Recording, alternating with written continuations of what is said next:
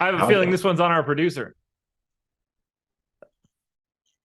And I just gave an incredible intro. So thanks for nothing to one Jordan Klein behind the virtual glass. Should have just blamed it on somebody else anyway. Now that I know that you guys can hear me, welcome to the Deeper Dive. It is Tuesday, January 3rd. I am Josh Engleman. I am joined by Adam Scherer. We are brought to you by BetMGM. 3-game NBA slate so that I can get my feet wet once again before we move on over to the 12-gamer for tomorrow. I'm excited to talk about basketball again. It has been a while. So reward us with some likes. Hit that like button, subscribe to the channel, hit the notification bell so you know when everything goes live. Adam, how are you doing today? Doing well. Just double checked. My laptop is plugged in, it appears, so it shouldn't die in the middle of the show again. Trying to figure out the lighting situation, but just kind of put myself in the dark for a minute. So we're back to this. But yeah, no, good. New hotel. Be here the rest of the week.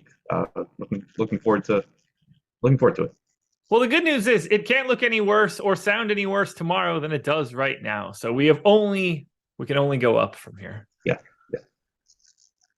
One slate, we've gotten precisely no news since this morning, or at least no news that I have seen, unless I'm missing something. Other than, I guess, if we want to get technical, George Hill is out for today. So Bradley Beal was helpful at the very least. I do have him in and had him in earlier. So hopefully we do just see him still be in. But I think we have a lot to talk about. I'm ready to just dive in if you are. Yeah, sounds good. Well, here we go. First game up on the list is your team. It's the Washington Wizards, 8-point dogs in Milwaukee, 230 total. And for this one, as we sort of mentioned right out of the gate, Bradley Beal did go through shoot around. He is questionable for today's game. Otherwise, we don't have too much to worry about on the Washington end of this one. Daniel Gafford is not on the injury report. Taj Gibson is out. That should not really matter, at least based on everything that we've seen as of late. Based on our current ownership projections, it's kind of just scattered low amounts of ownership across Kuzma, Porzingis, Monty Morris, Rui to a degree, Denny Avdia. I don't see a ton that I like a lot for Washington, but I think the one guy that I like the most is probably the guy that's least represented in everything we have. Which would be? Daniel Gafford. Okay. Yeah, because I'm with you there. Like, it's really interesting on Gafford because in the 2 games that he's started alongside Porzingis and with Beal, he's only played 19 and 20 minutes, but that's not a guarantee that that's going to happen. Like, sure, Beal playing adds, body to the rotation, but there's no reason that if Gafford avoids foul trouble and if Gafford's playing well, that he can't still play mid to upper 20s and you just take minutes away in, some form from Kispert, Avdia, Rui, some combination of those guys. So he certainly can play more. Like, you would feel a little bit better about his minutes if Beal were out, but it's not a guarantee he's only playing 19 or 20 minutes with Beal in and, not getting really any ownership. So I think that's a very interesting piece as well. Yeah, if the ownership is where we have it right now, I think he's just a really interesting GPP piece just because of the way that center looks, which is something that we've dug into on the earlier show. As we look at the rest of Washington, though, let's just say, how do you want to handle the quote-unquote big 3 of Kyle Kuzma, Bradley Beal, and Kristaps Porzingis? So assuming Beal's in, I think that Porzingis is the one that looks the best. He did pick up power forward eligibility on DraftKings, which is nice. He'd been a center for pretty much the entire season. So nice to see them be pretty quick with giving him that now that he is playing minutes at the 4 that he just wasn't playing for the entire season prior to a few games ago. So at 9,400, there is still certainly upside there. You're still likely to get 34-plus minutes from him. Clearly, his point-per-minute production would look better if Beal were out, but he's still really good one way or the other. Kuzma and Beal, assuming Beal's not limited, they both should play a lot of minutes. 8,400 for Kuzma, 8K for Beal, both look pretty good, but I think Porzingis is the one I would lean toward out of those 3. Unrelated to this game, Time Lord out for injury management today. So at least we got that piece of news. One less center, too. Yeah, absolutely. Makes me like Gafford slightly more than I did before. Although, honestly, it probably slightly pulls his ownership up, too. So it kind of sucks. I'm not finding myself getting to much Kuzma on FanDuel, much Beal, much Porzingis. Porzingis, the guy that I'm getting to the most. We have Kyle Kuzma at 20% owned on FanDuel, 8,300. That just feels pretty healthy to me. I get that it's a 3-game slate.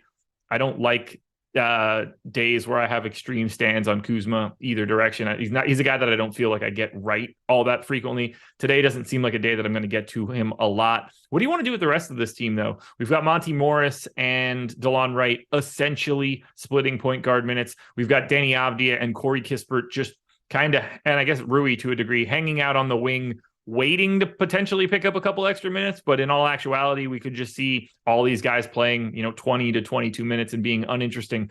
What else do you want to do here with Washington? Yeah, so there's nothing else that I think you can feel super confident in. Like if Beal were out, you expect Kispert to start, probably play around 30 minutes. You expect Avdija to be in the upper 20s. You expect Rui to be around 30. With Beal being back, it makes all those guys a little bit riskier because basically the way that I view it, the way I was saying this morning, is like you assume that one of Morris or DeLon Wright's going to close. Beal is going to close. Kuzma's going to close. Porzingis is going to close. So with Beal in, that basically leaves one spot in the closing lineup for Gafford or Rui or Kispert or Avdija. Whereas if Beal's out, it's two of those guys. And so, it makes it a little bit, you can be a little bit more bullish on their minutes projections. That being said, if one of them's playing well, they easily can close this game over Gafford. So we just refreshed ownership, and I'm still waiting for it to load. But I don't expect you're going to get, as long as Beal is in, I don't expect you're going to get that much ownership coming into these guys. So we have Avdija at 12%, 21 coming to Rui. I think that's an interesting spot where, we have seen big minutes for Rui, so I get why he's getting more ownership. But at the same time, we had the game, that Beal played not too long ago where Rui played like 21 minutes, but Avdija closed over him. So you could have gotten 26 minutes from Rui, but instead they went to Avdija. I think that, basically 2-to-1 discount going from Rui to Avdija in ownership is pretty interesting. I don't think that you can feel overly confident in any of those guys. And then one thing I wanted to double back to on Gafford, in those 2 games that he has started alongside Porzingis with Beal, where he's played the 19 and 20 minutes, he was in foul trouble both of those games. One was the game against Embiid, the other was the game against Sacramento. So again, just to reiterate, like he was in actually pretty bad foul trouble in both of those games. So you really can't read too much into those minutes. How much are you willing to project him for from a minutes perspective here? I'll probably go like 24. Okay. I'm in for 23 right now, and that makes me feel pretty good. So just wanted to get your vibe. And I'm getting to him at 5,200 on FanDuel, not even the $4,300 price on DraftKings, which is obviously significantly better. Yeah, and like because I don't know, 24 just feels like decent because there is obviously some foul risk. There always is, but now you have, Giannis barreling into the paint at him as well. So there's plenty of foul risk here. And then you don't know exactly what they're going to want that closing lineup to look like. Clearly, you can go with Porzingis and Gafford here and not have any issues. But, you also could just decide to go with Rui or Denny or, kind of whatever, depending on who's playing well, how the game's going, all of that. So I feel pretty good about 24 because, like, obviously you have those 19 and 20-minute games in his range of outcomes, but he also has the 28-minute game in his range of outcomes. So I think that, expecting mid-20s from him makes sense. All right. Anything else that you want to touch on here from your Wizards? We talked about it a bit this morning. I do think that as long as he's not going to pull much ownership, DeLon Wright is somewhat interesting here. Yeah. We have some value pieces that are not particularly good, but that are pulling a lot of ownership, specifically talking about Grant Williams, who we'll get to in a minute. He's pulling 26% ownership. So one of the things that just really stands out to me right now on this slate is that I do think getting to a sub 4K guy is probably pretty useful. You have Giannis, you have SGA, you have Tatum, you have all these guys that look good. But if everybody's going to go to Grant Williams, I understand he's going to project a little bit better than DeLon Wright, especially now that Robert Williams is out as well, because that helps shore up his minutes. But you're still talking about a pretty bad point per minute fantasy player, whereas DeLon Wright's around 0.94 DraftKings points per minute. If this game's competitive, the total number of minutes played by DeLon Wright and Monte Morris should be 48. If Monte Morris plays well and plays 30 to 32 minutes, then yeah, you're screwed. DeLon Wright's playing 16 to 18. But if DeLon Wright outplays him off the bench, which happens frequently, we've seen DeLon Wright close games this year ahead of Monte Morris. Like, that is not something that Wes Unseld Jr. is opposed to going to. So I think that there is just some volatility in DeLon Wright's playing time that makes him look pretty appealing, as long as you're getting this 3 or 4-to-1 ownership discount off of Grant Williams. Completely agree with you. I do want to hit on the schedule before we move on any further, and that's really easy. We have the NBA Live Before Lock show coming up after this at 7 p.m. Remember, Lock is at 8 tonight, so everything's just a little bit off. Live Before Lock coming up next at 8 p.m. And then I've got to hit on a couple of the super chats that came in. The picture on Adam's wall sent a pretty sizable super chat that said, "Good to have you back, Josh." I know that I missed that, but I caught the clip that the thing just fell off of your wall during the middle of the show. Is there anything more to that? No, I mean, so like that's what happened. But then during that show, he changed his name to the picture on Adam's wall and sent in a super chat with like a message. But then YouTube stopped letting him change his name after that. So now he's just stuck as that name. Okay, that's fun. That's fun. All right, what else did we get here? I'm scrolling down. Vince 1979 Gator. Josh, which with a couple Gator emojis. Miss you, much love. Missed you too, man. Thank you for the super chat. And obviously we got one from Jorge, no surprise there. Dynamic duo is back together again. Chat, hit the like button to celebrate that. I completely agree with. It is good to be back. It is good to be doing shows again. I do miss this quite a bit. You'd be surprised, folks. I don't hate it as much as I make it seem like I hate it. Baldy and the Oaf said, welcome back, Josh. Sorry for your loss. Thinking about you and your family. I appreciate that. Appreciate all the super chats, guys. Nice to see. So thank you guys for all of that. Now, let's move on to the Milwaukee Bucks, who are going to be without George Hill today. I don't think that's going to matter all that much. Let's start at the top. Giannis is 12,100 on DraftKings, 12,300 on FanDuel. And based on the ownership that I see, seems like it's, I don't want to say easy to get to Giannis because we don't have those like overtly obvious 3K plays that truly unlock him. But it seems like we just have enough in like the low 4K range that it makes it pretty easy to go to his raw point ceiling.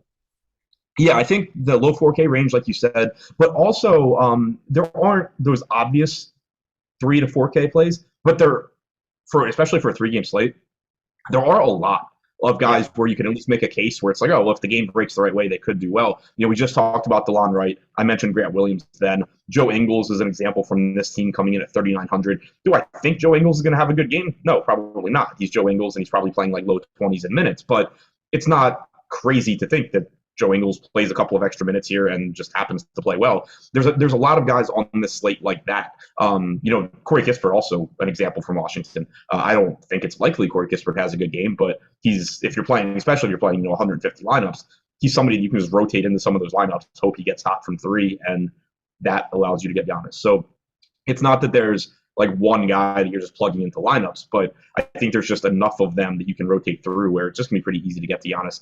And I certainly want to get there here. Solid spot. Obviously, great point per minute guy, best on the slate. Looks fantastic. The only real question there is, once you start building those Giannis lineups, I think there's going to be like what can I upgrade if I go from Giannis to Jason Tatum and save $1,400?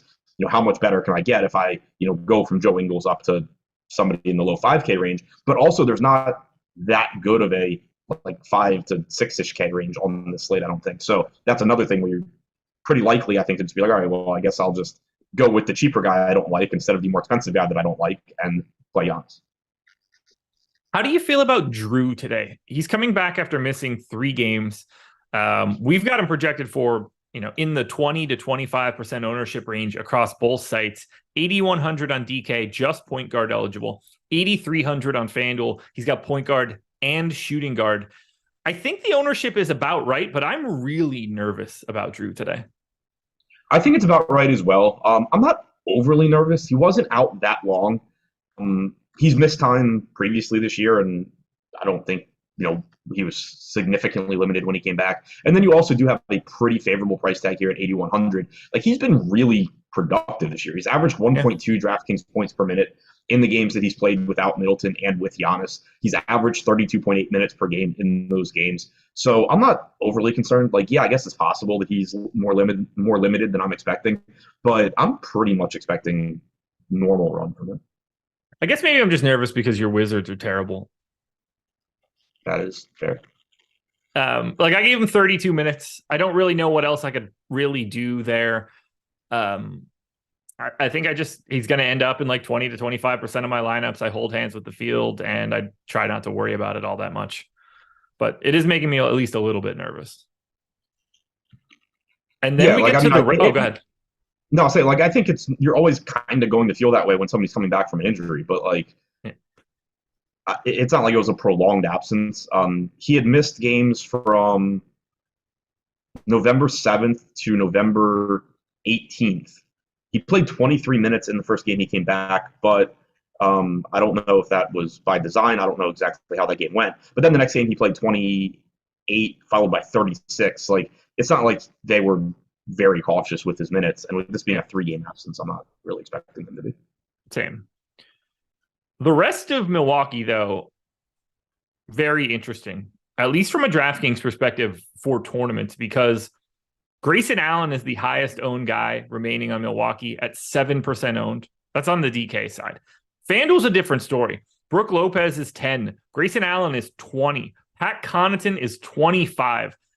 I do not love that 25% ownership going to Pat Connaughton, even having bumped his minutes from earlier today. That just feels a little too healthy for me. It's a good price. It's good positionality. Feels like he's just sort of being forced in. Even Portis is getting to 11% right now. So this is sort of a tale of two sites. What do you like for Milwaukee, if anything, amongst the other guys? I think the answer is just the ownership. Like, I don't like any of them, but on DraftKings, shooting guard, small forward, $4,400 Connaughton right now projected for 4% ownership. I'm expecting him to stay in the starting lineup. I think Drew replaces Javon Carter and Connaughton sticks. You know, obviously if that's wrong, then you take a few minutes off of Connaughton's projection. But assuming he starts, I still think there's a good chance he's playing upper 20s in minutes. And he's not a good point per minute guy. But, you know, again, if everybody's just going to play, if a quarter of the field is going to play Grant Williams at 3,600, like, yeah, it's a little bit different price point. It's $800, but 4% Pat Connaughton, I'm fine to go there. I already mentioned Joe Ingles. He's coming off of a game where he played 24 and a half minutes he played 17 minutes last game. I think he played 24. Yeah, he played like 24 in the last game that Giannis was in.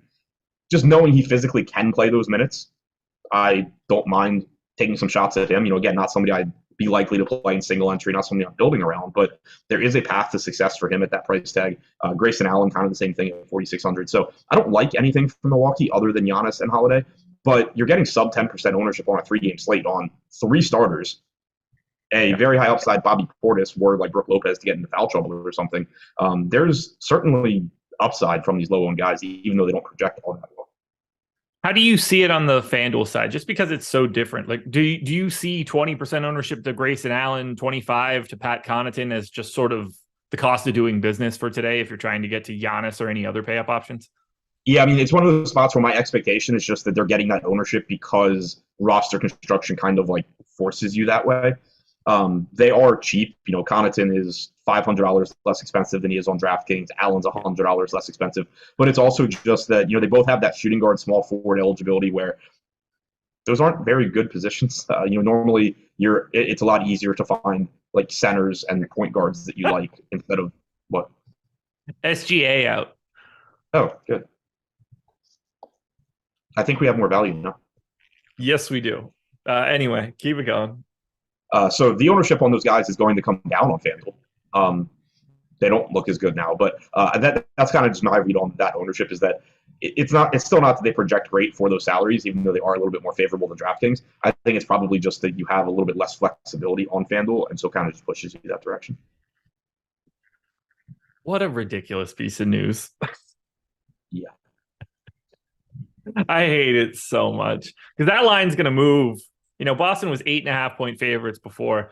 I hadn't heard any like rumblings about SGA prior to that. I mean, I think we're going to see like a 1.5-point move here, 2-point move. Like, it's as far as the way that lines can move go. SGA out, replacement level Thunder guy in is a pretty big swing. And I believe they only have 10 guys. So kind of easy to sort of like project some of that. Shouts to Josh Giddey tonight, who just went from chalk to uber chalk. And, oh God, we'll break it down in a little bit. Yeah, on the FanDuel side, I'm getting to a little bit more Grayson Allen than I am Pat Connaughton. That tends to be the case for me. Allen is getting a little bit less ownership than Connaughton, which is helping, kind of paying up to get slightly less ownership. Should expect Allen to play, or the more likely scenario is that Allen probably plays like 2 or 3 more minutes than Connaughton. Could be the same, but you would lean towards Allen there. Not really getting to Drew, not really getting to Brook Lopez. have a nominal amount of Bobby Portis. It was me jamming Giannis prior to this. We'll see where that ends up now that Oklahoma City has completely changed the slate. Do you have anything else you want to touch on for Milwaukee? No, just to reiterate that everything I was just saying about them being low owned on DraftKings and being interesting plays, they're still going to be low owned, but they just became a lot less interesting. Yeah. And yeah, I will point out that you once again this morning said that OKC has become more predictable and easy to talk about. I mean, it's still sort of true. Like I said, they only have 10 bodies. I don't think we have to guess today. Those 10 guys are going to play. Yeah. And I think that we can pretty confident that like the three of the most played guys are Dort, Giddey, and power forward Jalen Williams. Can one of these do either of these guys have a nickname? Not that I know of. Like, can we give them one? We're probably not allowed to do that, right? I mean, I don't know enough about either of them to come up with them. I know, that's why I'm happy to go with anything. Just anything as a normal differentiator so that we can just say it and make it stick, because it's really irritating. I mean, I had been using a good Jalen Williams for the one without a Y previously, but that might be too aggressive. Oh, God. Awful. All right. So nothing else here for Milwaukee? Nope. Well, let's talk a little bit about the sponsor of this show. That would be BetMGM. There is a link in the description to this video. Now, you got to be new to BetMGM and you got to be in a legal betting state. But if you click that link, head on over to BetMGM, make a deposit. I think you should put a pretty solid amount in, because your first bet is a risk-free bet of up to $1,000. If you're able to move fast enough, try and grab yourself the lowest possible line you can find on Boston before it happens. I don't know if you're going to be able to get that 1,000 in straight away, because that line's going to move to 9.5 or 10, and you'll at least get a little bit of value on it. But that's what you're looking to do here. My recommendation is to try to put as much money as you possibly can in your first bet, because if it wins, you just move along with your day. If it loses, they're going to give it back to you in a free bet. So that makes it a little bit more palatable for you. Again, link in the description. And I don't know if you guys can see the screen right now. If you're only listening, that is your problem here, because you should be looking at the screen. You would see, well, right now, I think you would see EMAC and myself, which might not be the best visual for you, but you could also get 2 free months of Stokastic Plus Platinum in this deal. It's another pretty sizable bonus there for you. So make sure you're checking everything out with BetMGM. Again, link in the description.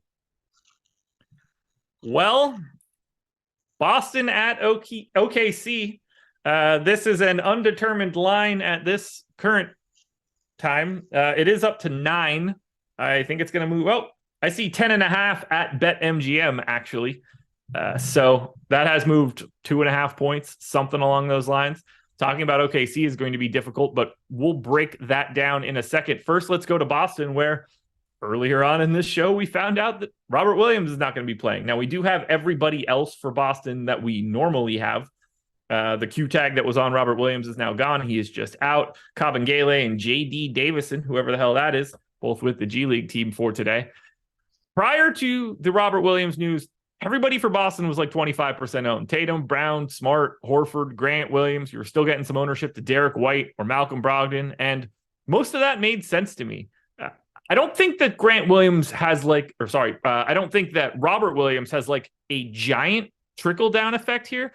Do you see him being out? Like, who does it matter for, or does it not? Do you just give some minutes to Luke Cornett and some minutes to Blake Griffin, and you just sort of walk away from it? Right. Yeah. So I think that's the biggest impact is like Luke Cornett plays. Blake Griffin maybe plays. Griffin most recently without Williams and with Horford, November 16th played 7 minutes. Cornett has typically been the one getting some minutes. 12-23 was the last game Cornett played where Williams was out and Horford was in. He played 10 minutes. So, I mean, you're not playing either guy, I don't think, if you really insisted on playing one of them, I think you would go Luke Cornett. And if you go that route, you're hoping for either Horford foul trouble, or you're hoping this game really gets out of hand and Luke Cornett just like plays the whole fourth quarter or something. But realistically, I don't think it matters. I think Cornett, though, is probably going to soak up some of those minutes. It does secure Grant Williams minutes because, like with Robert Williams in, you can see some games where Grant Williams, only plays around 20 minutes. So it makes him a little bit riskier. But with Williams being out, I feel more comfortable going into that like mid-20s range. Okay. Yeah, I think we're on the same page there. Do you give any sort of bump to Al Horford at all? Maybe a minute or two. Yeah. But at the same time, in this spot, like it's probably going to come out in the wash. Like maybe a minute or two higher than I was going to go, but like you don't want to go too crazy with it because also you're dealing with, probably 11-point spread. Yeah, very true. I don't think that Robert Williams news has any real impact on Tatum, Brown, Smart. Do you see that any trickle down to the guards in any way, other than the fact that there are just more minutes? Yeah, I don't think it should have a big impact on them. I don't really expect Robert Williams to have much of an impact on anything that matters for DFS outside of maybe a little bit longer rotations for Al Horford, and then just more solidified minutes for Grant Williams. Also, keep an eye on the starting lineup here. Grant Williams did start the second half ahead of Derek White last game. Interesting. Okay. How do you want to handle Boston then? We've seen them kind of go back and forth on that this year. Or do you not even care now for Boston? Is it like, because I don't see a huge difference relative to salary, at least for Tatum, for Brown, for Smart. I think these guys all look like they're all like 25, 26% owned. And that makes a lot of sense to me. I don't see a lot of differentiation here. Do you? No, they're just all relative to salary and positions. I think they all kind of just look similar. Tatum clearly is like the guy that projects the best, but he's also at 10,700. He just did become a little bit easier to get to, probably just because you lost SGA as a pay-up option while also getting more value. Yeah. So, that makes Tatum's ownership probably go up. Jaylen Brown at 9,300, same kind of thing. He's going to be a little bit easier to get to now from a value standpoint. And then also, you're just never playing SGA over him, clearly. So he probably becomes a little bit better. But, Smart at 6K just looks good. Horford looks good. Grant Williams at 3,500. I already said it. I think he's going a little bit over-owned, but he's getting that ownership because he does project as a good point per dollar value. Maybe that ownership comes down a little bit now that you've got OKC value as well. Derek White, Malcolm Brogdon, both pulling around 12%, 11 to 12% ownership. That's sort of interesting just because, especially if this game does stay relatively competitive, you don't really know which of them or whether either of them will be in the closing lineup, but they're cheap enough where, Brogdon averages around 23 minutes, but if he plays 27, 28 in this particular game, he looks really good. Same for Derek White, where as a starter, he's averaging about 27 minutes per game with Smart, Brown, and Tatum healthy, but if he happens to close, you're getting 30 plus. So there is some minutes volatility there where they don't project great from a median standpoint, but they do still have plenty of upside. Do you want to set a rule here like max 2 on Smart, White, Brogdon or something along those lines? I think that's fine. Like with it being a 3-game slate, I don't really care too much. Like I don't think that's going to show up a ton because White and Brogdon, neither one projected that well. Sure. But yeah, if you wanted to, I think that's fine. Like you assume the closing lineup is going to be Jason Tatum, Jaylen Brown, assuming the game is somewhat competitive. Tatum, Brown, probably Horford, and then Tatum, Brown, Smart, and then probably 2 of Horford, White, Williams, Brogdon. Right. Okay. I think we're looking at this in the same way. What do you think is about to happen to Grant Williams' ownership? I think it comes down. You think if anything, it comes down. Which is so ridiculous to say after what just happened. It certainly doesn't go up. I agree. I mean, I thought it was too high to begin with, but it's funny that we're going to get Robert Williams out, and now I think that it goes down to 20. Right. When in all actuality, that is a trigger point that should make it go up. The SGA news should nerf it a little bit. Oh, you meant because of Robert Williams. I was thinking because of SGA. Yeah, I was thinking because of Robert Williams, because obviously, you don't normally see it happen like that, but we're happening to get so much more value now. I would imagine, at least once we get to OKC, that it should soften guys like Grant Williams. But if it's going down, I assume you're more interested now. Yeah. The other thing that is going to have an impact on it is what is the starting lineup? Because like if he starts, then obviously people are going to be more comfortable plugging him in as well, and that's going to move the ownership back up. Right. Very true. I don't know what to do with this team. And now that SGA isn't playing for Oklahoma City, I feel like I have less of an idea of what to do here.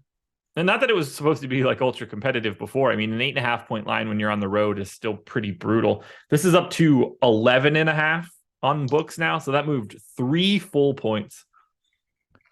Woof. Okay, so we saw Boston as the second highest owned aggregate team earlier this morning, behind Utah. How do you think this SGA news is going to affect Boston? Do you think we're going to see them just sort of stay where they were, or do you think we're going to see these guys move? Like, are we going to see Tatum and Brown move up now? I think you see it move up some, just because whatever ownership SGA was getting, 15 to 20%, clearly is going to disappear. Some of that probably goes to Giannis, but some of it also probably goes to Brown and Tatum, just because those lineups where, maybe you had Brown, maybe you had Tatum, you're like, oh, well, here I can pivot to SGA. Like I have the money to do it, but not enough to get to Giannis. Now you're probably just going to upgrade some other part of your lineup and stay on either Brown or Tatum. Yeah, I just think that I'm going to end up with a lot of Boston and have no idea what pieces of Boston are in most of my lineups. It's just going to be a grab bag of Tatum, Brown, Smart, Horford, White, Williams, Brogdon. Do you see yourself getting to Hauser or Cornette? No. Okay, neither do I. Because Hauser's flat 3K. I mean, he's not very good, but just the way that this game is starting to shake out now, I don't know how many minutes you could actually project him for in regulation to think like this could end up being a 20-minute Sam Hauser game. Yeah, I mean, but also what does a 20-minute Sam Hauser game get you? 15 fantasy points, right. 16 fantasy points. I mean, like now that. It's probably like 40. But yeah. After that comment. Yeah. I hope not. I don't think that I'm talking Sam Hauser into existence today. I feel pretty good. Okay. We shall see. Okay. It's time to now talk about the Oklahoma City Thunder. And I think that since we have about 25 minutes to go, let's sort of just take a run at it for those that have been, first of all, 2,500 people, 330 likes. That is not nearly enough. First show back, guys. First show for me in the new year. First show after 3 weeks. I think that we could do a little bit better than 330. I think we should make that hit 500 just right out of the gate. Just if you haven't hit the like button yet, please do so. And now let's break down this. It's my first show in the new year too, but sure, we can just make this all about you. Is it really? Oh yeah, I guess it has been. I've been on vacation. I guess I didn't really know that you didn't do anything yesterday.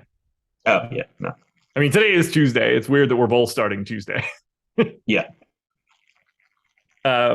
Which is going to screw me up all week. Starting weeks in the middle of a week is brutal, especially when you don't like really pay attention to the schedule to begin with. I don't mean you. I mean like just like the royal you. No Jeremiah Robinson Earl, no Poku, no Usman Jang, and now, unfortunately, no SGA. Omer Yuri, Lindy Waters, both with the G League. So by my count, they have 10 bodies. Let's break it down. Who's starting for SGA? Pick a name out of a hat. I mean, Trey Mann, but also, who knows? Agreed. I agree. Like it could very easily be Wiggins. Yeah, my two best guesses would be Mann or Wiggins. SGA missed his last game on the 17th. That game also had no Josh Giddey, which is helpful. Baisley didn't play in that one, but Lindy Waters and Omer Yuri played 33 minutes total. Kenrich Williams, I'm looking at the wrong one. That was the game before that. So yeah, they played 33 minutes. Muscala was still there. That is a situation where Poku was still playing 22 minutes a game. Jalen Williams with a Y played 15 minutes there and then didn't play for the next 4 games. How many minutes are you willing to give Trey Mann, assuming he is the starter? 28? Yeah, probably around there. Yeah, and the last game that Giddey played that SGA was out was all the way back on November 30th. So you had Jeremiah Robinson Earl starting, you had Poku starting, so you can't really gain anything from that either. Trey Mann came off the bench, played 26.5 minutes. Wiggins played 6.5. But again, like, doesn't mean anything now. No. I think it's good to see that Trey Mann played 28 minutes, 23 minutes, and 24 and a half minutes in his last three. Makes me feel pretty safe that like 24 is sort of his floor for today, but I don't. Sure. Pretty safe. I am happy to put in quotes here. I'm just trying to get like actual minutes projected to these guys because I still have 27 hanging out in the ether. Aaron Wiggins now basically has to play. I didn't have him playing essentially before. I had Bazley over Wiggins, but now I think both of those guys end up seeing the floor. Who gets the biggest benefit from a playing time perspective now that SGA is out? Because we sort of know where the ball is going to be distributed, but who's going from there was no chance I was playing this guy to now this guy is a value play? Isaiah Joe? I was going to say Isaiah, Wiggins, Joe. I mean, really, you can answer that question with Mann, Wiggins, Joe, potentially Bazley. Even though, you know, it's a different position, there's just one less body. And also keep an eye on the injury report. Make sure that they don't just add people from the G League. Are we going to see, like, Giddey and Dort play more? Or are they just going to get the piss beat out of them? But probably not. Like, how many minutes are you willing to give to Dort and Giddey now? Because I had them at 29 and 31 before, but I feel like I need to give a bit of a bump. Have you checked the 6:30 injury report? No. Do I have Oklahoma City no longer has submitted an injury report. You sure you just don't know how to use the internet? I mean, it's entirely possible, but it says January 3rd, 2023, 6:30 p.m. No, I got a full injury report. Wrong day. They play tomorrow, I guess. You good? Jang out, Shea out, Chet out, Omer Yuri gone, Poku, JRE, Lindy Waters. Don't do that shit to me. Well, my first thought was just that they were about to update it with like all the G Leaguers back, but no, they play tomorrow, I guess. So it was the game with Orlando that obviously hasn't been submitted yet. Man, it's incredible how many people hate Mark Daigneault. It makes me like him so much more. I mean, I don't think he's doing anything wrong. No, neither do I. Like, this is very clearly it's not like he just shows up to the game like, man, I'm really going to let it rip here. Like, they know what they're doing. This is a plan throughout the entire organization. All right. I still have 10 more minutes left. Okay. So before you started reading injury reports from different days, I had Dort at 20. I'm bad with days. You know this. That's true. I'm going to give them both one additional minute. I gave 20 to Joe.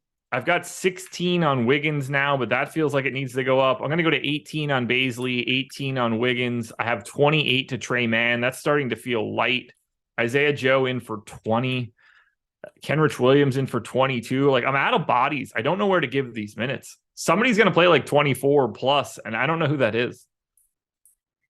Yeah, I mean, basically whenever we get guys out for OKC, I try and just get like as close to 24 minutes on as many people as I can. Yeah. Like, I feel pretty comfortable not going to a lot of minutes to Muscala. Like, there's generally just going to be like a limit there. Right. Like, you assume that, and again, we don't know what the starting lineup's going to be, but assuming that Jalen Williams is still in there, you assume that he's playing, you know, anywhere from 18 to 24 minutes. Muscala's playing like 16 to 18 off the bench. Then the rest are going to Bazley. Yep. Well, that's where I have it right now. I guess I'm going to go 20 to Wiggins, 20 to Bazley, 20 to Isaiah Joe, assuming Trey Mann starts. Kenrich Williams is like a catch-all person. That gets me to 240. If I don't touch any usage rates from what I had before, which keeping Giddey where he was, keeping Dort where he was, when I start looking at everybody here, Josh Giddey for 6,700 already looked good before this, so I don't really have much else to add. Trey Mann is $3,600, point guard, shooting guard on DK. He's 4,300 on FanDuel. If Trey Mann is starting, he looks exceptional, right? Yeah, and if he's coming off the bench, he's still playable because keep in mind, if Trey Mann doesn't start the game, that doesn't mean he's not starting the second half, and vice versa. Yeah, and somebody has to close today, even if this is an ass beating. True. Like, And you would assume if it's an ass beating that the first two guys not closing would be Giddey and Dort. Not to say not to play them because obviously they both look good, especially Giddey. But Yeah. it just means that basically you probably are talking about 8 possible players filling those 5 spots if this is just completely out of hand. I mean, Darius Baisley's the flat minimum power forward center. It's hard to not want to take a run at that, regardless of what news we get. Aaron Wiggins isn't very good, but is interesting. Isaiah Joe is 3,200. Like, what do we do here? Do you have anything in front of you right now that is actionable? I mean, I'm just going to be mixing and matching a bunch of OKC guys. Like, we need a starting lineup. Yeah. That's the first thing. But yes. Also, I think just paying attention to the guys that actually are decent on a point per minute basis. Trey Mann, 0.8 fantasy points per minute this year is fine. Like, you expect that to go up a little bit without SGA. Jalen Williams, that has been playing all year, or not all year, but Jalen Williams minus the Y. 0.78 DraftKings points per minute. Again, that should go up a little bit, not playing minutes alongside SGA. Kenrich Williams is around 0.8 fantasy points per minute. Joe is a fantasy point per minute guy. Baisley's 0.9. So, like, all of these guys, Muscala is just shy of a fantasy point per minute. Wiggins at 0.75. He's the only one that actually, isn't that good, and it's still not horrible. So, it just creates a situation where if any of them play, like, if any of these cheap guys find their way to 24 minutes, they're very likely to be great values. It's just that you can't be confident in which ones those are going to be. Whoever starts has a leg up, but we've seen a million times that it doesn't guarantee anything. Are you expecting to set any rules? Again, 3-gamer, I try not to really set too many. I could see saying like max 1 of Jalen with a Y and Muscala. Even still, I mean, 3,300 and 3,600. If one of them at power forward, it wouldn't be as bad. The fact that they're both centers is a problem, but like, it's not like any of these guys are priced with real prices. Like, it's Giddey, Dort, Jalen Williams, and then it's just a bunch of 3K garbage. Right, like if Jalen Williams plays 20 minutes, Mike Muscala plays 18, there's a path to where they do well. Yeah, and like, if that is what unlocks you to get to Giannis plus insert 9K guy here to be able to make that lineup a little bit stronger, like, that could just be enough on a day like today. Yeah, I mean, kind of the way I'm thinking about it, though, is chances are if Jalen Williams with a Y has a good game at 3,300, sure, Muscala could still be fine, but you probably have a better chance of Aaron Wiggins at 3,400 or Isaiah Joe at 3,200 or Baisley at 3K being better than Muscala if the given is that Williams plays well. Agreed. Or vice versa. Muscala plays a couple extra minutes than we expect, plays really well. Jalen Williams could still do well, but there's probably just a little bit better chance that Isaiah Joe or Baisley or Wiggins have that game. So obviously the big point here is pay attention to the starting lineup, which you should get during Live Before Lock. That is going to dictate a lot of whatever we're doing here. I think Josh Giddey on DraftKings is going to look incredible no matter what we hear, barring him not somehow being in the starting lineup, which, you can't rule anything out with Oklahoma City, but he's going to be the guy now. He's like the number 1 play of today's slate on DraftKings, right? Do you think he ends up going over owned? He's played 310 minutes without SGA this year. 1.07 DraftKings points per minute, 25% usage rate, 28% assist percentage, 46.6% true shooting. Doesn't have anyone to pass the ball to that can score. I think he is a very, very good play. Like, he's 6,700. He was a good play anyway. But now you have him going up against this Boston team minus SGA, where they don't have to care about anything else on the floor except for Josh Giddey. And the guy already, like, it's not like he's a good shooter. I don't know. I think that, like, he is a really good play. He strikes me as somebody where I think there's a good chance that the rates that you're going to be using because SGA is out end up not really telling the whole story, just because it is a tough matchup and he's very likely to be inefficient. Yeah. I also see that like 20% of the time that Oklahoma City wins this game and Josh Giddey plays like 36 minutes. Right. Yeah. I mean, the only reason I'm questioning is, like, I wouldn't be surprised if you see Josh Giddey just start coming in at like 60, 70% ownership. It's true. And I don't think that would be crazy.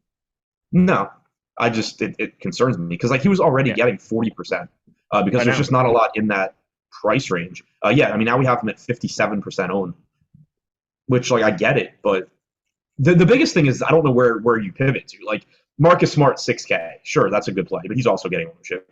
It's not like we've had or are going to have guys around like 7K or 6K where it's like, oh man, I think this guy's getting slept on. So that's kind of the problem is, I can say that I'm concerned about Josh Giddey in this spot, but you also then need to follow that up with like, oh, I think this is the alternative. And I don't know what unless you just build your lineup in a completely different way and just don't get to that price range. I don't really know who the low-owned alternative is because I don't think it exists. All righty. Well, keep your eyes peeled for live before lock so that you can at least get starters. Yeah, people are saying Clarkson. Like, yeah, he's a viable pivot in the sense that he's getting like half the ownership, but he's still pulling 30% ownership. Right. Like Jordan Clarkson's getting the ownership he deserves as well. Bobby B has hit us with a message for being a member for 2 months. He asked, Boston pay up pieces a trap now, pivot to Sacramento, Utah. No such thing as a trap.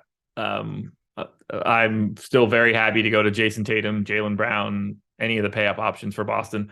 That said, Sacramento and Utah looked better to me before that any news happened and probably still does, but we'll see when we start running crunches. But I mean, Sacramento, Utah is the best game on paper today, and it has been all day anyway. Yep, Utah already was pulling the most ownership of any team on the slate. Yeah, still think that's the most appealing. Raboshua with the super chat. For the love of God, can we please get a show with you guys and Lofty, the greatest trio in fantasy sports talk history? Let's make it happen, eh? I'm in.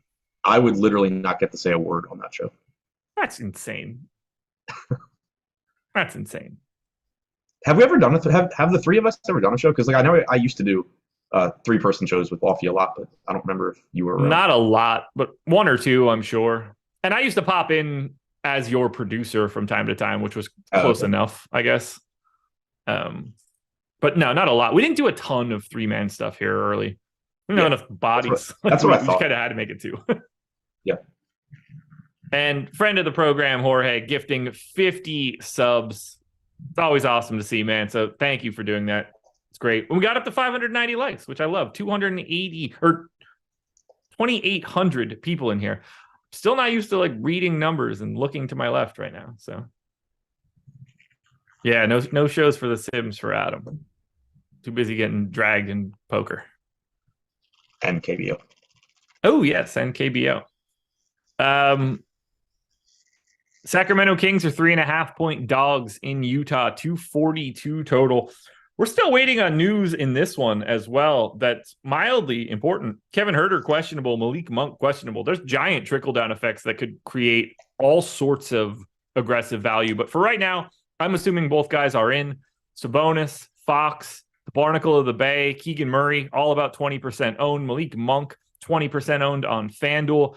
There's just a lot to like here for Sacramento. It's a pace-up spot for both teams. Neither team is particularly good defensively. It's just an all-offense affair. It's the game with the highest total. It's even a bigger gap now than it was earlier with the Boston OKC total dropping. I kind of just want all things Sacramento of anybody that's in their rotation. Yeah, completely agree. Sabonis 10-5, kind of in that same situation as Tatum and Brown, where just gets a little bit easier to get to because you got more value and you don't have SGA taking any ownership in that range.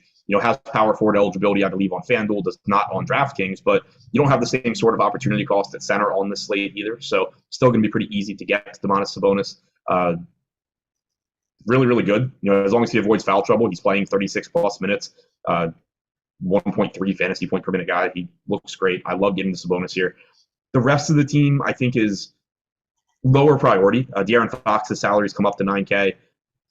He's about a 1.2 fantasy point per minute guy, 1.15 fantasy point per minute guy with Sabonis this year. The playing time is a little difficult to trust just because he does have a backup in Davion Mitchell that is going to get a nice chunk of minutes, and they typically don't play alongside each other.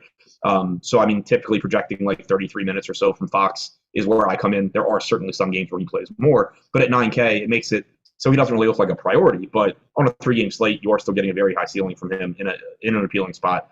Barnes, Huerter, Murray, Monk, I think all pretty difficult to differentiate. But if Huerter is in, all of those guys probably come in the mid-teens, and that's perfectly fine. From a value standpoint, Trey Lyles has found his way back into the rotation after basically being kicked out of it. He's a risky option and clearly becomes less useful now that we have OKC value, but in large field tournaments, if you want to roll the dice on somebody, Trey Lyles is fine.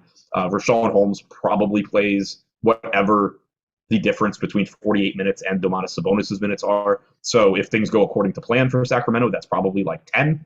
If Sabonis gets in foul trouble, that could easily, get into the upper teens if it's bad foul trouble. So Holmes and Lyles both, I guess, guys where, in larger field tournaments, if you're playing 150 lineups, maybe you get a little bit, but also if you don't, I wouldn't worry about it.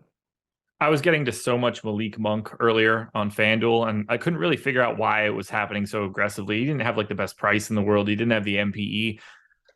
For once, I'm actually happy that this OKC value opened up. Now Monk's going to go crazy, and I'm going to end up with significantly less, but I didn't like the amount that I was getting before, and this should sort of let it taper off at least a little bit. Like, on the off chance that something happens with Herder and Monk, I mean, we don't really, there's too many, like both of those Q tags create too many trickle downs, but there's a potential for a ton of additional value to open up from Sacramento if even just one of those two guys are out. Like, let's say it's Herder, considering he's a starter. What happens if Kevin Herder is out? What is your expectation? Terrence Davis to start. Terrence Davis day again, flat 3K, shooting guard, small forward. Yeah, probably starts, plays like 24. Yeah. Okay. Would that affect Monk for you at all?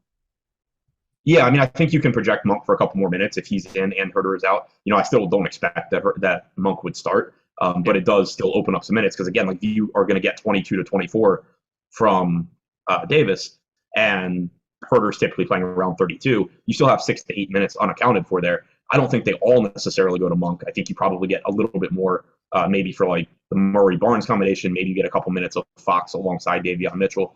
But I think that Monk, would certainly pick up a few. Is there anything else that we should be touching on for Sacramento? I don't think so. Then we can close it out with Utah, who are essentially at full strength. They are going to be without Colin Sexton today. Otherwise, everybody else is in. And they don't really mess around all that much with their rotation. Everything is kind of firmed up here.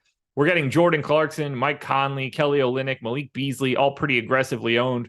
Lauri Markkanen is, to me, pretty under-owned, oddly enough, on DraftKings. I don't know how that's going to shake out in my mind now that we're creating all of this value. He might get pinched even more after I see this. Where are you going for Utah? Because obviously a matchup against Sacramento is great. Yeah, I mean, I think they pretty much all look good. 5,300 on Conley is a good price tag. He's not the best point per minute guy, but 0.9 to 0.95 fantasy points per minute should give you, 29, 30 minutes. Jordan Clarkson at 7K looks good. Kind of mentioned him a minute ago, but pulling 30% ownership, likely to play low to mid 30s in minutes. Kelly Olynyk, if he avoids foul trouble at 5,200, is likely to play 30 plus minutes. He's getting 24% ownership, so he looks good. Beasley's pulling 28% at 4,600. We talked about him this morning, and I get it because more often than not, I expect that you're getting like 26 to 30 minutes from Beasley. And at 4,600, that's going to look good. But if you could get a very similar rotation to last game where Vanderbilt and Kessler split all the center minutes. If you say Nickeil Alexander-Walker basically just takes the Colin Sexton minutes where Sexton played 24, let's say Alexander-Walker plays 20 and everything else is just the same. Olynyk avoids foul trouble. Vanderbilt and Kessler split all the minutes, then you're still looking at like 20, 22 minutes from Beasley, which certainly is likely to underwhelm you at that amount of ownership. But I think it's more likely that he picks up a couple of minutes from Sexton being out. Maybe you don't get a full 48 split from Kessler and Vanderbilt. You also always have foul risk with Kelly Olynyk. So there's a lot of ways for Beasley to get those minutes, and I think the price tag is cheap enough that he's a good play. I do just sort of have some concerns about his playing time consistently being there with this team pretty much healthy. Are you going 24-24 on Kessler Vanderbilt? I'm not sure yet. I might go like 22-22 or something, or 23-21, something like that. Okay.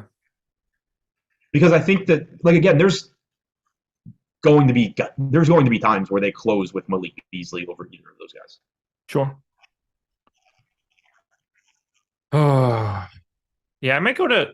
I have 24-24 in there right now, and that is basically the case every game. I might make it 23-23 just to cool things off a bit.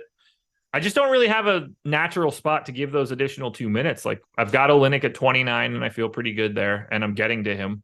I I gave 17 Nickeil Alexander-Walker. I guess that's an interesting talking point. How do you see that shaking out? Do you expect it to be him as like the guy that replaces Sexton pretty much? Yeah. Yeah. Okay. But what are you willing to give? I think a couple minutes. I think at least a few minutes go to Beasley. I think expecting like 18 to 20 from Alexander Walker makes sense. Do you think Fontecchio sees the floor at all? Probably not. Okay.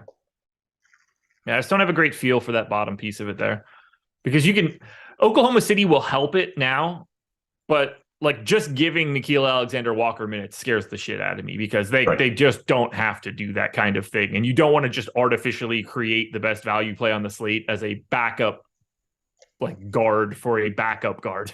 Right. Yeah, I'm double checking it now. I just am pretty sure he had been the guy most recently in this situation. He was. But like Fontecchio was also playing a little bit too. That's what's kind of curious.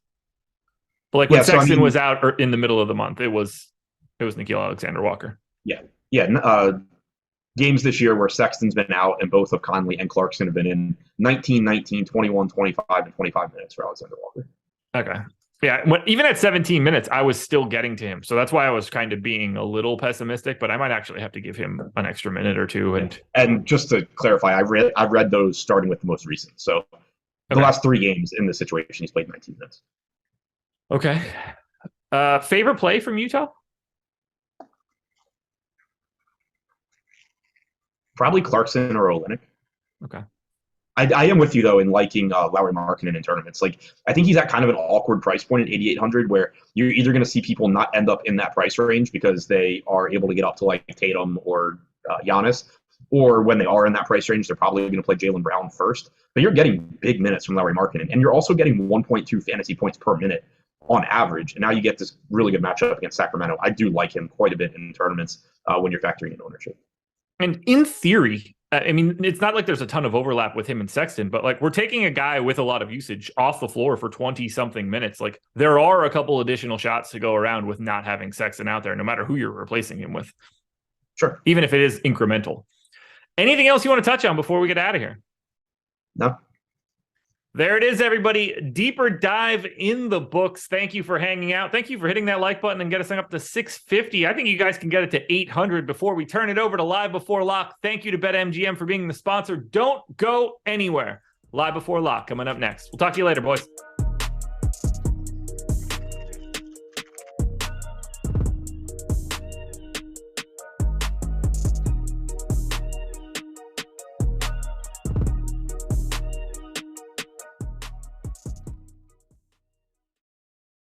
Yo, we are back from the holidays. Happy New Year's, everyone, and a very happy New Year's to everyone that's about to get inducted into the Hall of Fame here and get their free month of Stokastic Plus Platinum, $120 value. You want to get involved? You want to get up here, inducted into the Hall of Fame, have us do all the bragging for you, and get a free month of Stokastic Plus Platinum? Easy. All you do, go to stokastic.com/avatar.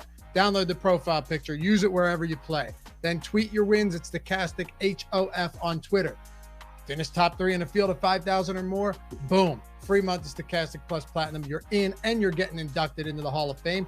Or you can come on back and we'll do it again. Let's see who we got on the board this week. Some huge winners. First up, That's Stunner. This guy just crushes all the time. Actually tweeted from our handle. Great call by Ty Schmidt using the boomer bust tool to identify Donovan Mitchell as a strong option in NBA last night. Looks like a lot of people listened. Yeah, 100K first, second, 30K, third, 10K, fifth, 3K. And then a Stokastic avatar sitting right there. Wicked Mumbles in 4th place as well. Follow that up with the 4-point play. You got That Stunner at 15K and Wicked Mumbles second with 62.50. Big night for those two fellas rocking the Stokastic and the old school Awesemo avatar as well. Logan Grew. Luka is a god, just like the guys behind the Stokastic projections. Also, shout out to the analysis. Great analysis from the best today. Thanks, guys. $20,000 win to Logan Grew, rocking the new Stokastic avatar. Looks good, man. Congratulations. And then Scott Vetter, very simple man, at Stokastic HOF, $15,000 win in the $150,000 fair catch. Followed up by Wayne Hoggs. How about Wayne? 10,000 third place. Took down my first NBA top 3. I'll snag that free membership indeed. Laffy, ship my money. Thanks for all you boys do. No, man, thanks to you. Appreciate it, and congratulations. And then Lord Malachi, been watching content since 2020 bubble season. Picked up a PGA, MMA, NASCAR win, along with MLB, NBA, and NFL. Appreciate you guys a ton for what you do. Mama, I'm in the Hall of Fame. You've now been inducted, brother. And how about this from Lord Malachi? What a sweet thought here. Special shout out to my guy, Josh Engleman. Positive energy and thoughts your way. Josh is back, baby. Josh Engleman's back in the house. Colin Crampton, not a top 3, but hopefully still Hall of Fame worthy. Huge night thanks to the rare Awesemo DFS sighting on NBA Live Before Lock. A, who's with us on Friday night. And I'm glad to see that helped out old Plubert here with a $10,000 win. We got a lot today. Zach McMurray, what a way to start out the new year. Binks in 2 different contests. Shout out to the boys over at Stokastic. Best advice and tools in the DFS industry. Thanks, man, and congrats. 3,000, 3,500 in the shot. And then in the 2 different Sunday shots. Love to see it. Juan. How about Juan? Sorry, a few days late. Didn't know you were giving out free memberships. Yes, we are. Just got to meet the requirements and rock that avatar like you're doing. You guys are the best. He says $1,000. Little forecheck hockey action. Congrats, Juan. And then can't say that name up top. We'll go to Hugo Seth, 68, because that would be uncomfortable. $1,000 win here in the 15K single back. Shout out to Stokastic and the YouTube squad for turning my Washington into a Cleveland. I even made a Twitter for you folks. Congrats, man. Next up, you got Jerry. All right, Jerry, popped my NBA cherry last night. Super proud DFS moment. Thanks for all the awesome daily content. $1,000 in the mini max. Love it. First place to Jerry and Eric Johnston. Great resources as always. $875 going to him in the Friday windmill. A few more here before we wrap it up. You got Sammy Z. Shout out to Stokastic for the win. $500 victory there. Congrats, brother. And then Olamar, looking forward to that free premium month to take my game to the next level. That's why we do it, dude. Appreciate the team for all the provided insight to make us better players. 400, 250, first, second, and fifth in the piggy bank. Man, those are difficult to get that high. Huge fields. Congrats, man. And Melissa, over on Prize Picks. You know all about Prize Picks. An incredibly nice way to end 2022. Thanks for the projection, Stokastic. Use the $20 risk-free bet. Beautiful. Melissa closes it out. Appreciate you guys hanging with us. Welcome to everyone who's inducted into the Hall of Fame for the first time. Welcome back if you've been here before. Remember, go to stokastic.com.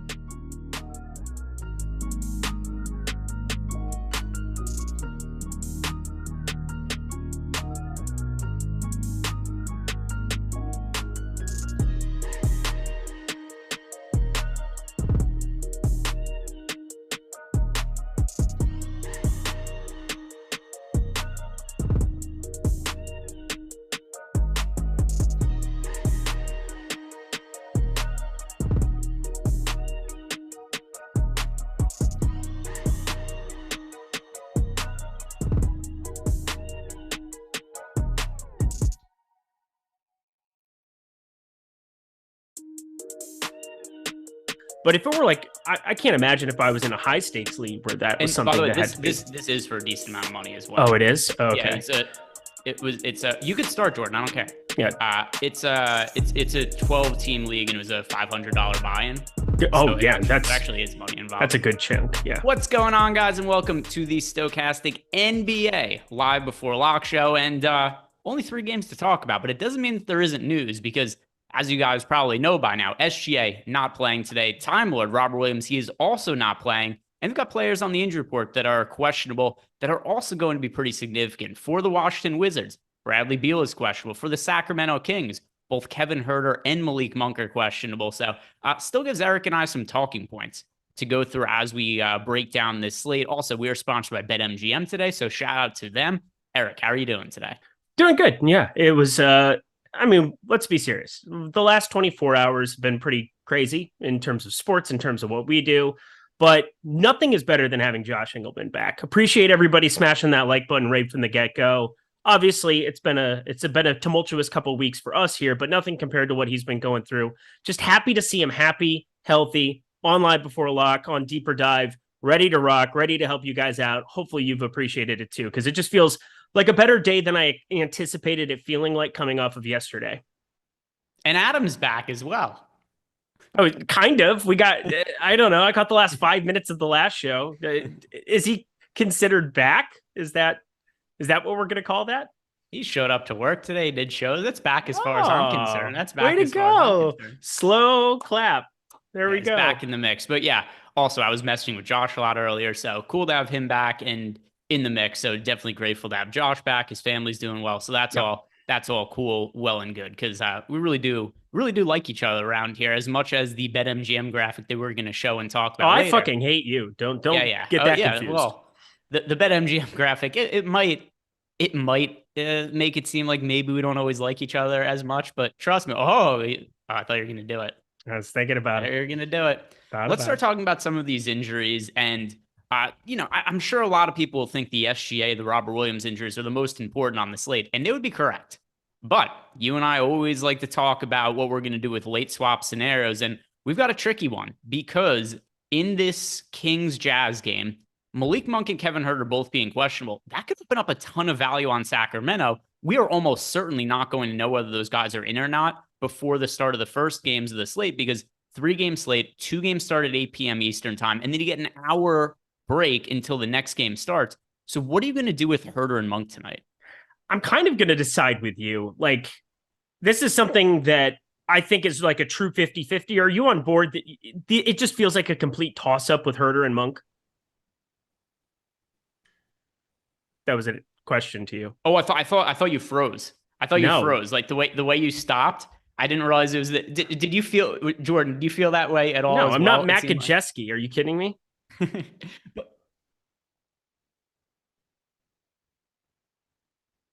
I thought he was just going to keep going.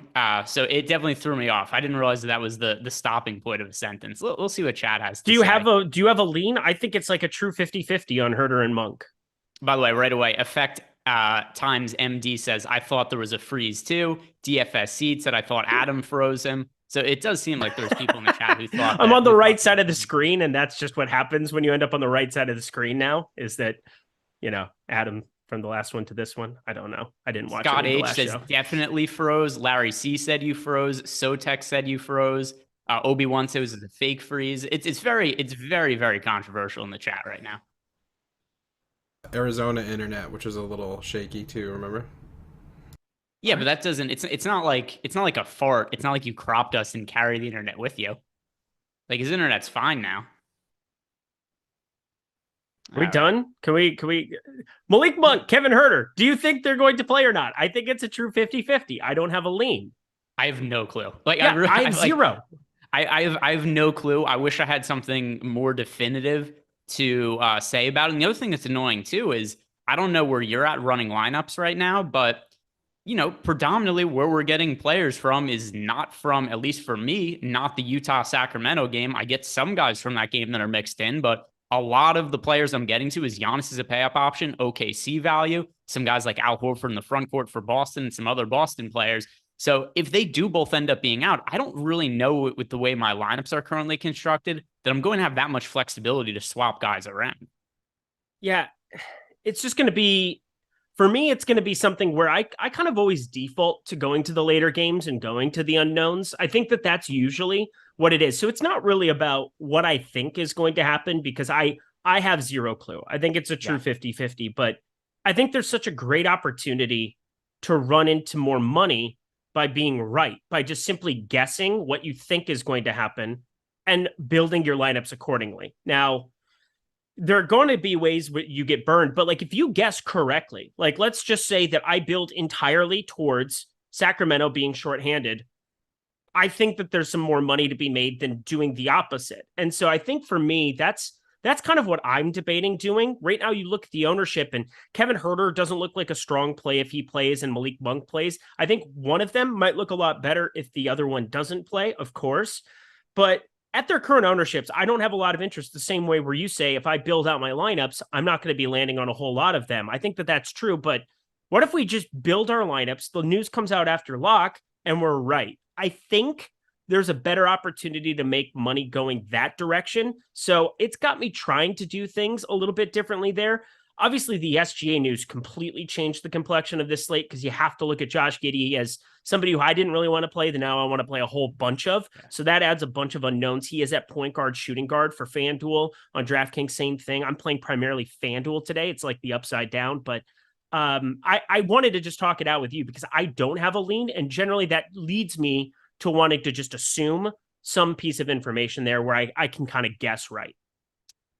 Here's what I think. So, like you said, that you're going to figure it out as we go through it. Here's what I'm landing on as we're talking about and thinking through it. I'm going to give a thumbs up to Mike Conley, Jordan Clarkson, and some of the Jazz players, because these are guys, if I land on, are they the best plays on the slate? No, but I'm cool with getting exposure to them. Mm-hmm. And then we have the scenario where if the players from the Kings get rolled out, I could pretty quickly flip Mike Conley and Jordan Clarkson to some Kings players.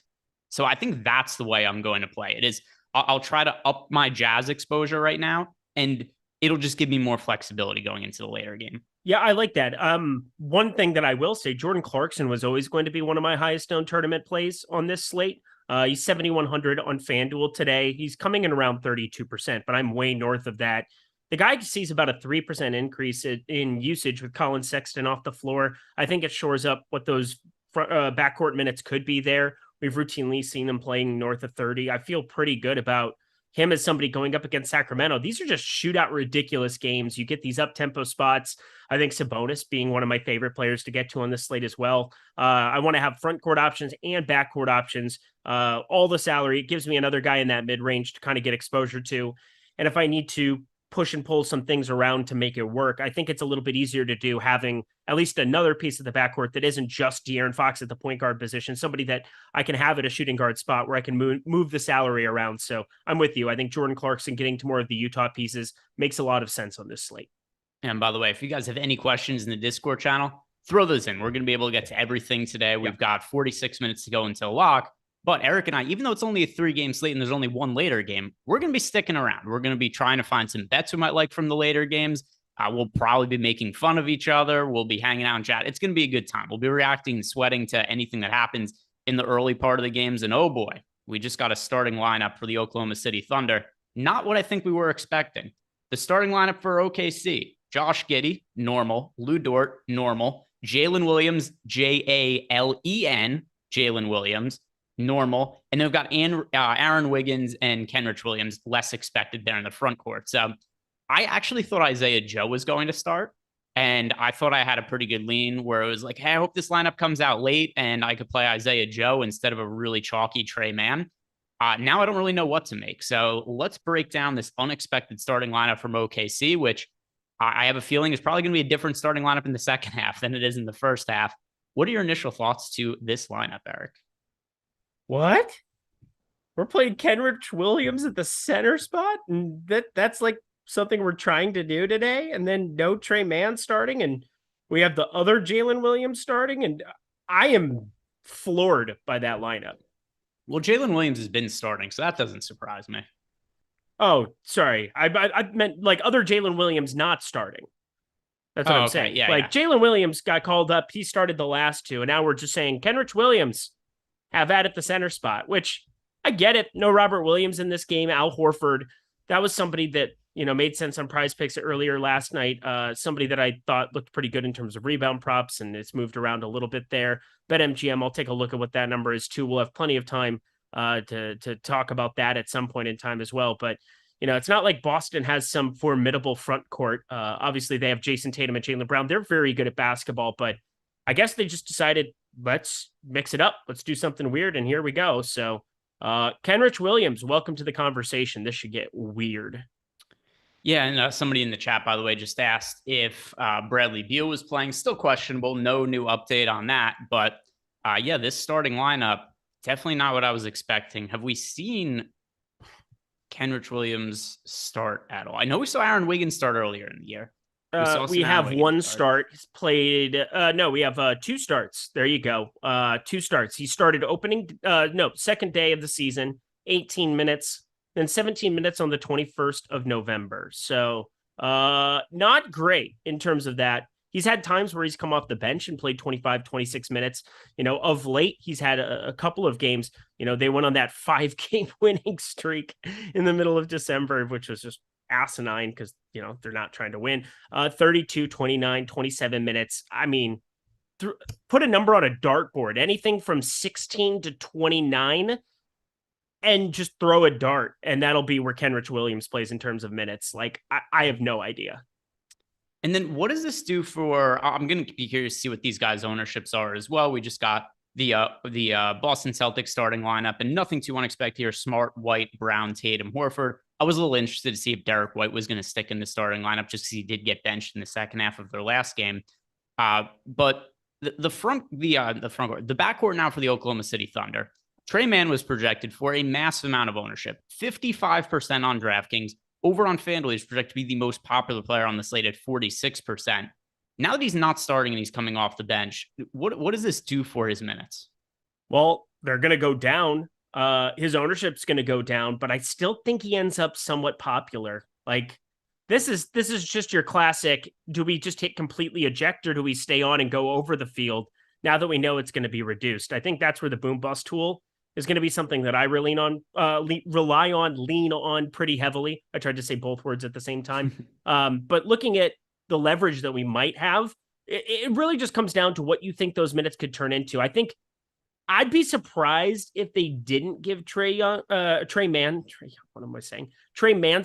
some 24 to 26 minutes still. So like, I still think he's somebody that I'm going to get to shares of no matter what. But I mean, obviously everybody's going to want to hit eject. So maybe we just kind of stay on pat, but I don't know. It's going to really come down to what the boom bust tool starts to tell us, what our ownership projections come in at, because another thing that I just refuse to say that I know something about, because I don't know what it'll turn into in the next 41 minutes. So here's a question as well. How confident are you that Trey Mann is going to be ahead of Isaiah Joe in the rotation? Not very, not. Like, I'm not. I was really hoping I was going to be able to play Isaiah Joe as a pivot off of Trey Mann, just because if you remember, there was a while Isaiah Joe was ahead of Trey Mann in the rotation. Hasn't been the case as of late, but the last time we saw SGA out, the minutes allocations for this team, and Trey Mann was really popular in this game as well. The last time that SGA sat, and by the way, Josh Giddey was also out in this game. So this was a game, there was no Josh Giddey and there was no SGA. Isaiah Joe played 26 minutes. Trey Mann played 18 minutes. And that was something that has been in my head. I'm not going to say all day because the SGA news came out, 45 minutes ago. But ever since it happened and I saw all the ownership going to Trey Mann, I thought, here's a great pivot play. Great leverage option. Going to Isaiah Joe over Trey Mann. But now I'm really not confident in Isaiah Joe's minutes either, because this is such a dumb starting lineup. Yeah, this is just, I mean, I think if you had to pick whose minutes are the most fragile out of the starters, who would you pick? The most fragile, probably Kenrich Williams. That's kind of what I'm thinking. So the problem is that we have Isaiah Joe, point guard, shooting guard, where you're going to be playing Josh Giddey. You could be getting value in a Terrence Davis coming down the pipeline later. You run into a lot of just positionality issues where, like, the one guy, Kenrich Williams, he's small forward only over on FanDuel today. That's kind of interesting. I think I'll be able to get away from it if that gets really, really steamed up, like I kind of expect to on our next ownership update. I think on DK, 4,100 small forward, power forward. I mean, we're just running into I think Dort is just a better play, and he's not that much more expensive for 1,000 more than Kenrich Williams. And then you talk about the difference, like Isaiah Joe, they're just guys that if you're playing the slate today, you kind of have to just take shots on because they're that cheap, or you guess right about Sacramento and you run into the absolute nuts with a flat 3K Terrence Davis over on DraftKings. So it's like damned if you do, damned if you don't kind of a thing. So I don't know. I don't think I need to have multiple pieces. I think it's probably thin to play two of those guys in the same lineup, get to Isaiah Joe and Trey Mann together on FanDuel. They're 500 apart, I suppose. Point guard only for Trey Mann. I think it's going to be easier for me to get away from Kenrich Williams. Going to be harder for me to get away from just playing a lot of Giddey and Dort. And then I don't know. Jalen Williams is expensive enough where I really don't feel like I want to get to 33% of him on FanDuel. So like I'm looking at other positions as things that are going to be difficult. I don't think I necessarily want to get that risky at guard right now. And if I do, I probably want to go Terrence Davis. Yeah, it's definitely a spot where now I'm going to be getting less exposure to both Trey Mann and to Isaiah Joe, just because I have to give minutes to front court guys that I was not going to give a lot of minutes to before. Like I didn't think Aaron Wiggins was going to start. Now that he's starting, not only does that mean that, you know, one of Trey Mann, Isaiah Joe isn't going to be in the starting lineup, but I have to give extra minutes to Aaron Wiggins, and those come from somewhere. Same goes for Kenrich Williams in the front court. That's easier because I could just take those minutes from Jalen Williams with a Y and give them to Kenrich Williams. This is half the team has the same last name, and there's two players with the exact same name, two Jalen Williams on this team. Just shoot them into the sun. This is no good. Eric doesn't know Trey Mann is a backup. Yeah, I do. What are you even talking about? I'm so confused. I'm confused. Or are you talking other Eric? Jake Johnson? I literally don't know what you're saying. Jordan just said we got an ownership update. Jordan, can you put that on the screen and we'll look at what some of the recent numbers are for these guys. Boy, it looks like Trey Mann has not changed really at all. Really popular still. And we took his minutes down like 2. See, that's the thing. Like Trey Mann. Oh, you know what? I just realized this is updated, but not for the OKC starting lineup. Oh, got it. Because it still has. We'll come back to this in a little bit. Because we have Trey Mann's minutes down 2. Again, I don't think Trey Mann's minutes just disappear. But as you said, Isaiah Joe can also pick into those minutes a little bit here. OKC is just so random. Like that's the difficulty that you run into, is that this is a team that has refused to start Mike Muscala at any point, even though for all intents and purposes, he's the guy you would probably want on the floor. Just, 0.95 fantasy point per minute guy, shoots threes, could maybe up the variance if you're trying to actually win a basketball game. But, you know what he is. He's a below average center who can just shoot, not anything defensively. Darius Baisley just refuses to be good at any point. So that's unfortunate. Isaiah Joe, Trey Mann, I think they're the guys who just have to end up playing some kind of minutes there, and we should still get to some allotment. I think Trey Mann's a lot more intriguing now on DraftKings. I don't think you need to think about it as much on FanDuel, just because of where that tag is. I think I'll let everybody else play him over there if he's going to be pretty popular at 4,300, and I'll just do other things. But it is really uncomfortable today. Got some super chats coming in, and the one that we just got here is from A1 Andy. A1 Andy wants to know, is 4 Thunder guys the right number? Giddy, Dort, and then a mix into some of the cheap guys. Cheers from Perth, Australia. A1 Andy, thank you for the super chat. So that is, I do have some lineups with 4 OKC players. I do not have any lineups right now with more than 4 OKC players, but 4 I think is probably the max that I'd be willing to go to, and I have no issue with it. But for you, Eric, what is the max amount of Thunder players you're looking to get to? Well, I'm playing mostly on FanDuel, so 4, because otherwise I'm cheating. There we go. Which also, if you could figure that way out, send me a DM. Let me, not with the usual pictures either. I want to know how. You don't. Beggars can't be choosers, Gregory. Beggars can't be choosers. I'll take what I could get. The Claw 28. Who's the best shooting guard on DraftKings for $5,600 and under? And thanks. All right. So the price point, Eric, shooting guard on DraftKings, okay, $5,600 or less. Welcome to. I mean, Kevin Huerter's probably the right answer. Just blindly playing him and hoping that it would work out for you. Then you're going to leave a lot of money on the table. Probably with a 4,700 Malik Monk if he doesn't play. And then if he doesn't play, you could go back in time and play Malcolm Brogdon. That'd be cool. Yeah. So, I mean, the thing about the question is there's only one guy that really makes sense to answer this question, and it's Kevin Huerter, because nobody else is even priced around there. So here's what I'm doing. I'm going to play Kevin Huerter for the purpose of your question. And I'm going to hope that we guess right that he's playing. I mean, the nuts for this play would be Huerter plays, Monk sits, and you get extended minutes out of Huerter. But another possible scenario, Huerter sits and Monk is in. If that's the case, then you could play Malik Monk there. And even with the $800 left on the table, I think you have a pretty strong option. Malik Monk, sans Kevin Huerter. Like you said, if both of them are out, sorry. So at that point, you get Malik Terrence Beasley. Davis and you. Well, I would say at that point you play Terrence Davis and you upgrade somebody else in your lineup if it's That possible. would probably be it. But like, again, I think Sabonis and Fox are two guys I already want to get to. That's what's so interesting about this is like the only good plays right now from the late night spot are expensive, like Clarkson, Sabonis, Fox. Those are my three favorites from the game on both sites, really. And becomes difficult to find the cheapies unless you just guess right. And so I'm guessing I'm willing to take a 3K Terrence Davis and then just lose if that's going to be the case. I think it's pretty fragile what we're looking at from OKC. So I'm probably looking at just trying to guess right there.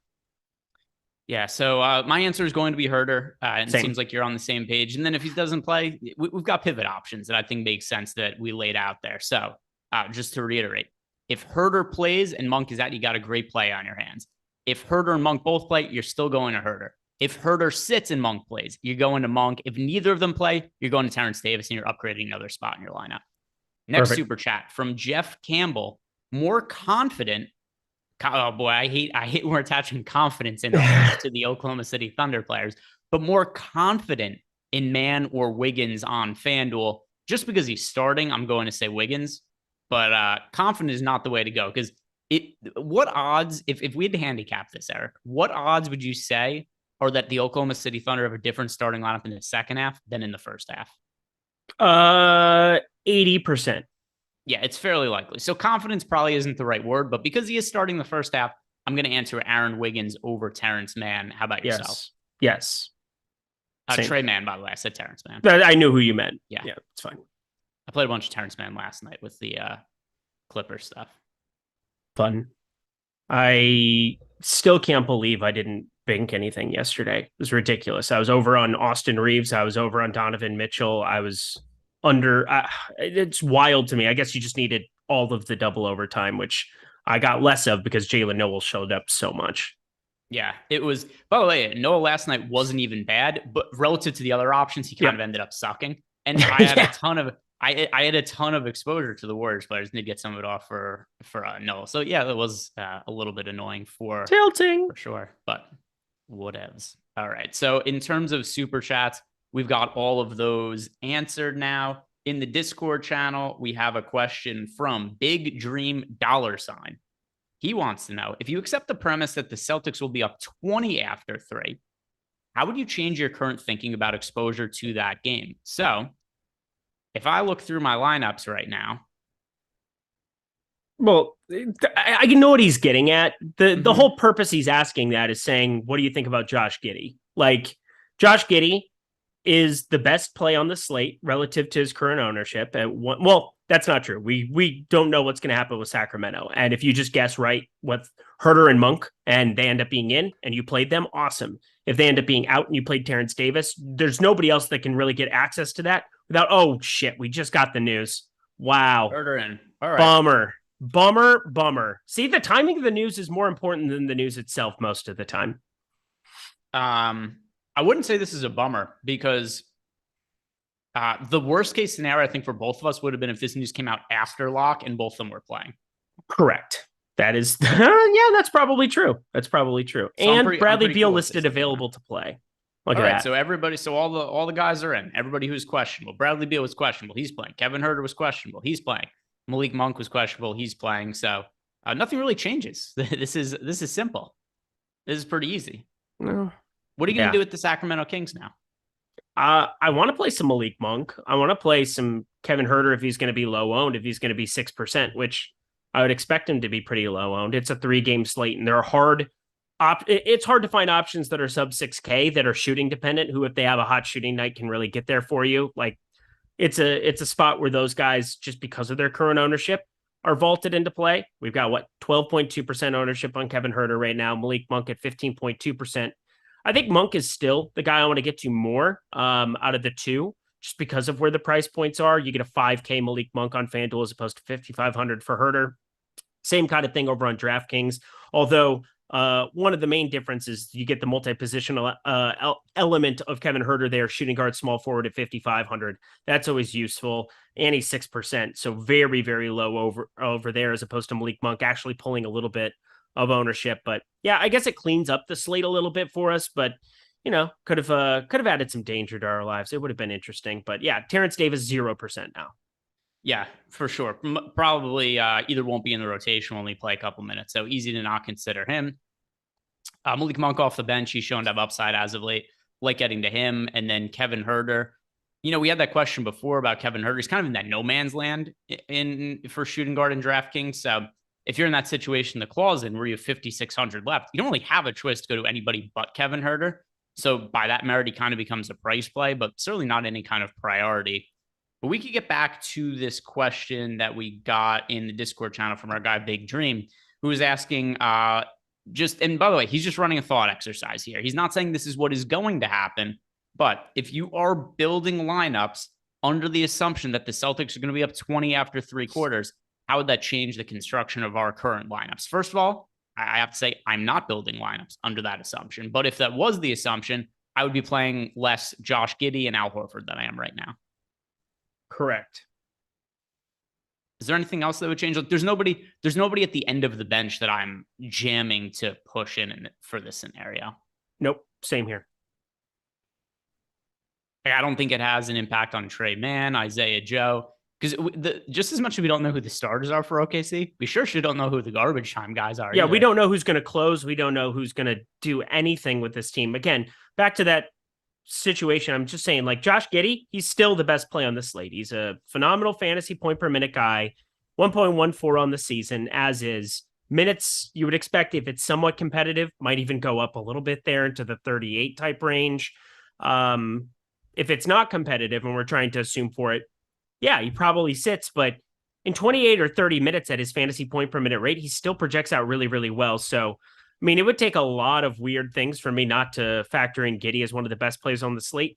Dort, I think, is always somebody that looks, you kind of need SGA out at current numbers for Luguentz Dort to be somebody that I want to get to. On FanDuel, it can always be fascinating because he can rack up those steals and really get you there. And that, I mean, he's had 3-2 the last 2 games that have kind of buoyed a couple of those fantasy performances. So you kind of know what you're getting into there. Doubt he closes if they're down 20, but yeah, good luck guessing those 5. You just kind of hope that a couple fall through the cracks, that they show up in some lineups. And now that we know that we have Huerter and Monk in, I'm more willing to take shots on these guys that are coming off the bench, getting to the Isaiah Joes, to the guys who are the ancillary players that aren't starting and just hoping that they close. Wizards starters, Morris, Beal, Kuzma, Porzingis, Gafford. Nothing changes there. The normal starting 5 in recent games. Some more super chats, and we'll answer the other questions in Discord. But first, shout out to BetMGM, who is sponsoring our show today. If you guys haven't signed up at BetMGM, there's a wonderful graphic that they've made over at BetMGM. It's the greatest piece of art that we've ever seen. So that's something they've got going for them. But in addition, 2 free months of Stokastic Plus Platinum when you sign up using our link, and your first bet risk-free up to $1,000. So if your first bet loses, you're going to refund it up to $1,000, and you're also going to get 2 free months of Stokastic Plus Platinum. Fuck. Come on. Now, what? Why? Are we done with this yet? We're going to keep doing this the whole way for like the rest of the season? Yeah, it's actually part of our deal with BetMGM. We're not allowed to change it anymore. They DM me on Twitter about it.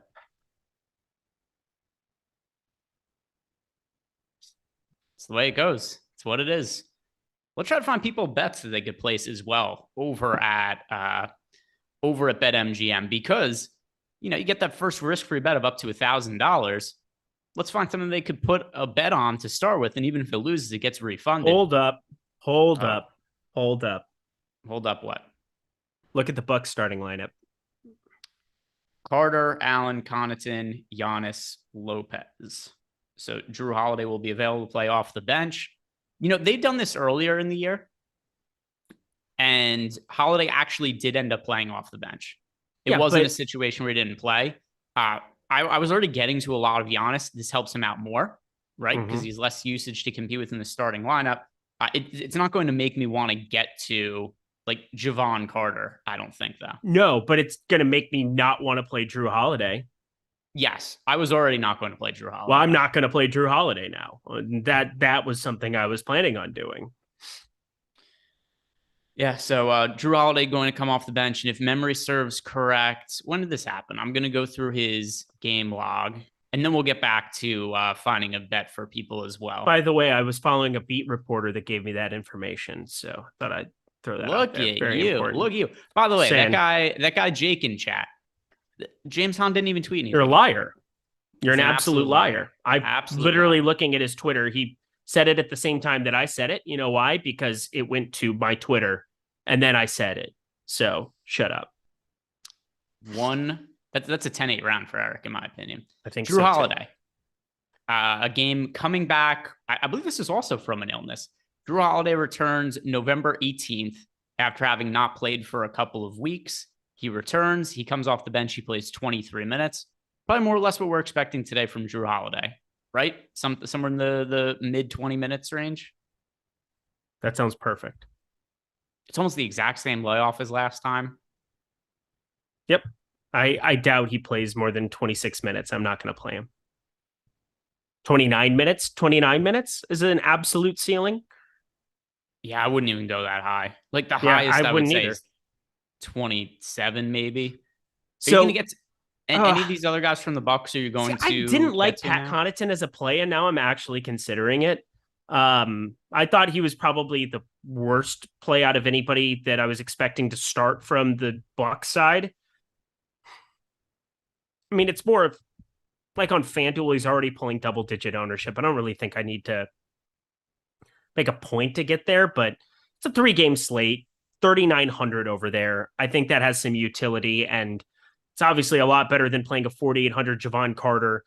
You know that you're going to see Drew cut in primarily to his minutes. I think I don't want to do it, but I'm going to actually play a little Pat Connaughton now, 3,900 on FanDuel. Well, yeah, Javon Carter, I don't really need to play him at all. Nope. He's fairly relative, right? For Javon Carter, in the grand scheme of things, is he expensive? No, but he is $4,900 on DraftKings, and on FanDuel, Carter priced at 48. We could write that off. Pretty hard to project him for at a ceiling, 20 fantasy points for a projection.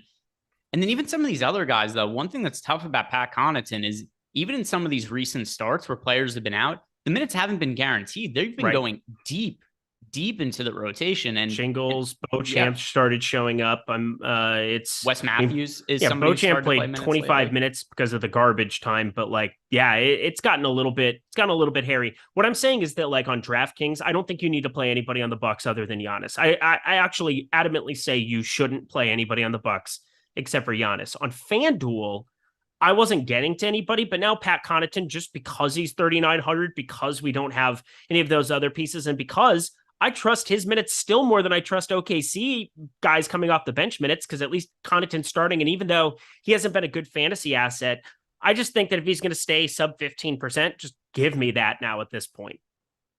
Yeah, and by the way, just to reiterate, I still expect Holiday to play. Do not play him, though. I can't say with 100% confidence that he's going to be in there. But once again, we saw the situation play out once earlier in the year. Drew Holiday came off the bench. He ended up playing 23 minutes in that game. We're probably looking at something similar.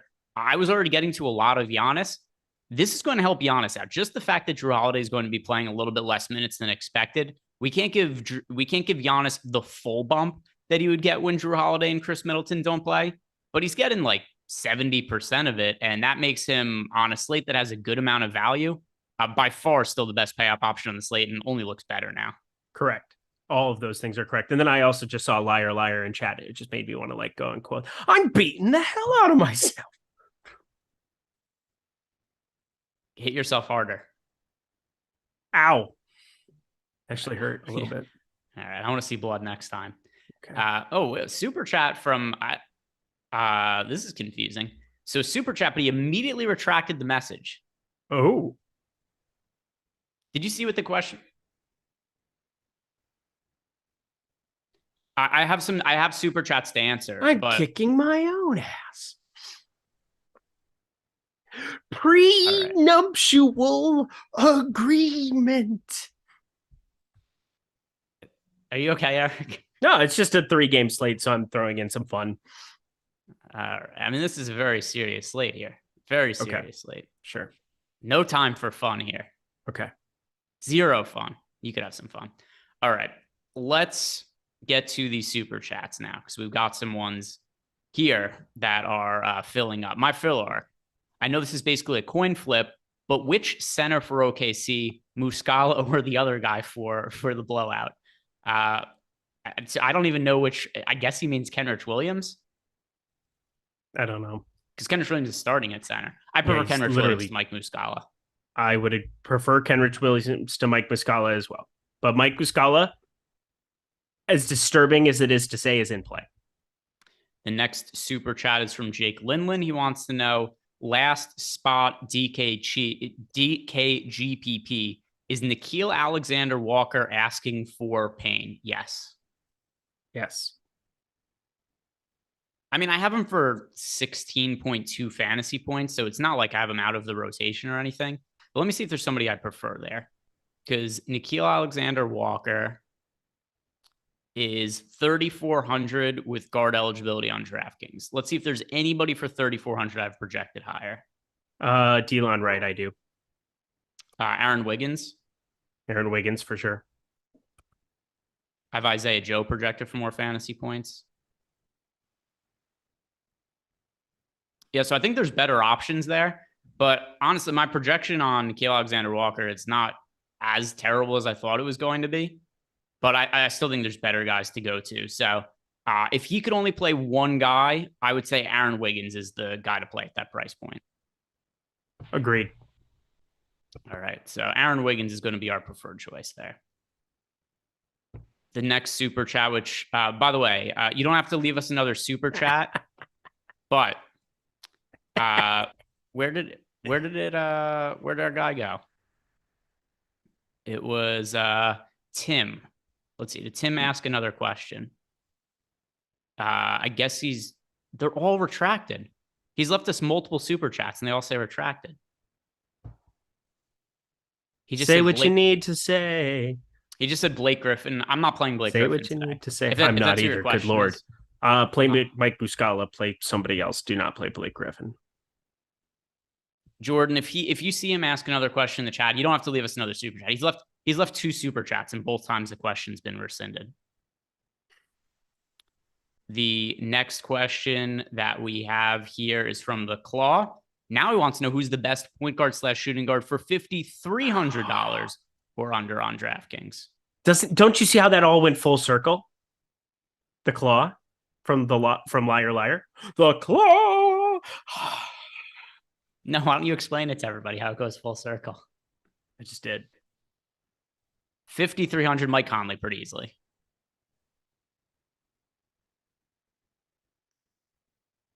Do you have a preference, $5,300 or less? I'm looking on DK. Yeah, it's got to be Conley. I am going to say Mike Conley. There we go. Mike Conley, the Claw. The Claw. Jordan Klein, go fuck yourself. Not answering your dumb questions. You got to spell factory right if you're going to burn me, KJ, or just spell something correctly once in your life. A good try. Jordan wants to know if you have any interest in Gargalon today. What do you think about that? Gargalon these nuts! Yeah, there we go. Jordan, Got him! Keep in your pants, Jordan. 45 minutes until the show ends, and we can do whatever we want on Zoom afterwards. Was there any follow-up from... No follow-up from our friend from Australia before, but Sotax, may we please see the BetMGM graphic again? No. That is his super chat. Jordan, Dude. Sotax wants to see the BetMGM graphic, and while we do, let's give everybody out a BetMGM bet. I've got BetPro pulled up right now. If you guys haven't seen BetPro yet, it is the easiest way that we have right now at Stokastic to place NBA prop bets. Because when you use BetPro, it's going to tell you the expected EV of each individual Picture's bet, a cringe projection. factor. We've got the lines in there. You can So sort it by dumb. different sports books, and it's going to tell you the amount that we recommend betting on each individual. Makajeski looks like a president on Mount Rushmore. I look like a 1920s burlesque performer lead up to the dancers coming on. But in fairness, it's just a reflection of what you look like in real life. Thanks. You should have worn more makeup for the picture, though. I really don't like you, Greg. Yeah, I mean, I'm just saying, you would have. What if you had like a bunch of mascara on in the picture? What if you just didn't talk anymore? I mean, if you want to do the show by yourself for the next 45 Sounds minutes, great. Better than the you can go alternative. ahead. Do you have a BetMGM bet you like that we can give out to the people? Sure. They are the sponsor of today's show. Yeah. So if you go to anything that has to do with it, it's always such a weird thing because it's like people talk on Twitter all the time about, oh, I love this because it's a pace up spot. It's a 242.5 total and yada, yada, as if the books aren't aware that Sacramento leads to some shootouts, as if they aren't aware of certain things. But what happens is that you can sometimes put single game parlays together of things. You can correlate out props. And I think the 25.5 for one, De'Aaron Fox is just too low. You are going to see Kevin Huerter and Malik Monk being in. I thought it was a good bet to make, hoping that you ended up having both of them out, hoping that news broke your way. Alas, it did not. I still find De'Aaron Fox to be a very, very intriguing option. Maybe you don't see full blast minutes from the likes of Monk and Huerter. And De'Aaron Fox and Domantas Sabonis have been doing everything for this basketball team. 41.5 points plus rebounds plus assists. I have about 3 too low for Mr. Sabonis. I know that grades out well in the NBA bet tool as well. All around, both of those plays I think are fantastic from a prop perspective. I like, let's see if it's still here. Kelly Olynyk is over under for assists is 2.5. And if you look at the numbers for Olynyk prior to getting hurt, I think it's something like a 10-game stretch or like 8 games in a row where he had at least 3 or more assists. This is also a spot against the Kings, which is what you said before about it being a pace-up spot. Like generally it's kind of priced in, but Olynyk's already a guy that averages over 3 assists per game. He's also in this spot where his assist prop is only 2.5 for today. And I don't understand why it's as low as it is because Olynyk, once again, averages over 3 assists. First couple games back after missing some time, somewhat limited minutes, gets back to full minutes last game, plays 6. And his games prior to getting hurt, 3 assists, 3 assists, 3 assists, 4 assists, 5 assists, 6 assists. One game where he missed and only had 1 assist. That was a blowout, though. And then 3 assists, 4 assists, 3 assists. So he's pretty regularly over the last month and a half, put up 3 or more assists per game. 2.5 as a prop, I think, is too low, especially when you consider the matchup. So that's what I like Kelly Olynyk for over 2.5 assists against the Sacramento Kings. And if you guys want to check out Bet Pro, number one bet of the day, or at least earlier, was Kelly Olynyk over 2.5 assists. But you can sign up, get 1 week free access by clicking on the link below. And here's what I think is going to happen because I'm so confident in the data and the tools we have over on the site. I think you're going to make money in that 7-day free trial that's going to enable you to basically use that money to pay for Bet Pro. And then I think it's just going to pay for itself until the end of time. So if that is of interest to you, making money and not really having to put much thought into it, 7-day free trial by clicking on the link below and signing up for Bet Pro. All right, let's get back to some of the questions that we have here. And did any super chats come in while we were talking? You bet you they did. The Claw 28, Walker Kessler or Kelly Olynyk on DK. I prefer Kelly Olynyk. I prefer Kelly Olynyk as well. And I love Walker Kessler as a basketball player. It's just, I mean, they're not remotely close to the same play right now. Definitely Kelly Olynyk with the minutes. Who wins an MMA fight? Eric, Greg, or Jordan? I mean, I'm crazy. Jordan. I'm a crazy person. So yeah, but unfortunately, probably vote me. You're crazy in a way like somebody says something negative about you and you slash their tires when they're not looking. It's not conducive to winning an MMA fight. I'm going to say Jordan. Jordan just has like a strong build. Mm-hmm. But I'm Eric Thickquist. What you going to do about that? You're going to get the fuck beaten out of you by Jordan Klein. That's what's going to happen. That's my answer, Jordan Klein. Yeah, I'll go with Jordan Klein too. Jordan what's Klein. Your answer?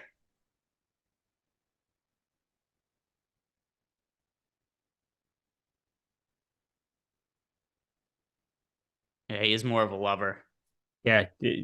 I'm a pacifist. I don't fight. So definitely one of you guys. All right. Yeah, I still answer Jordan. The next super chat we have is from Eric McPherson. Our guy EMAC wants to know who's the best $10 play on Yahoo that is not Grant Williams. Well, let me pull up the old Yahoo here.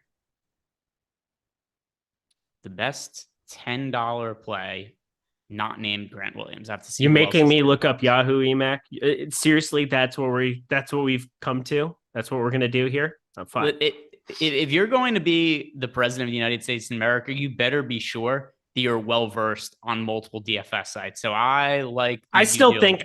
I mean, Kenrich Williams is probably the one who's going to be pulling the most ownership out of him. I would like.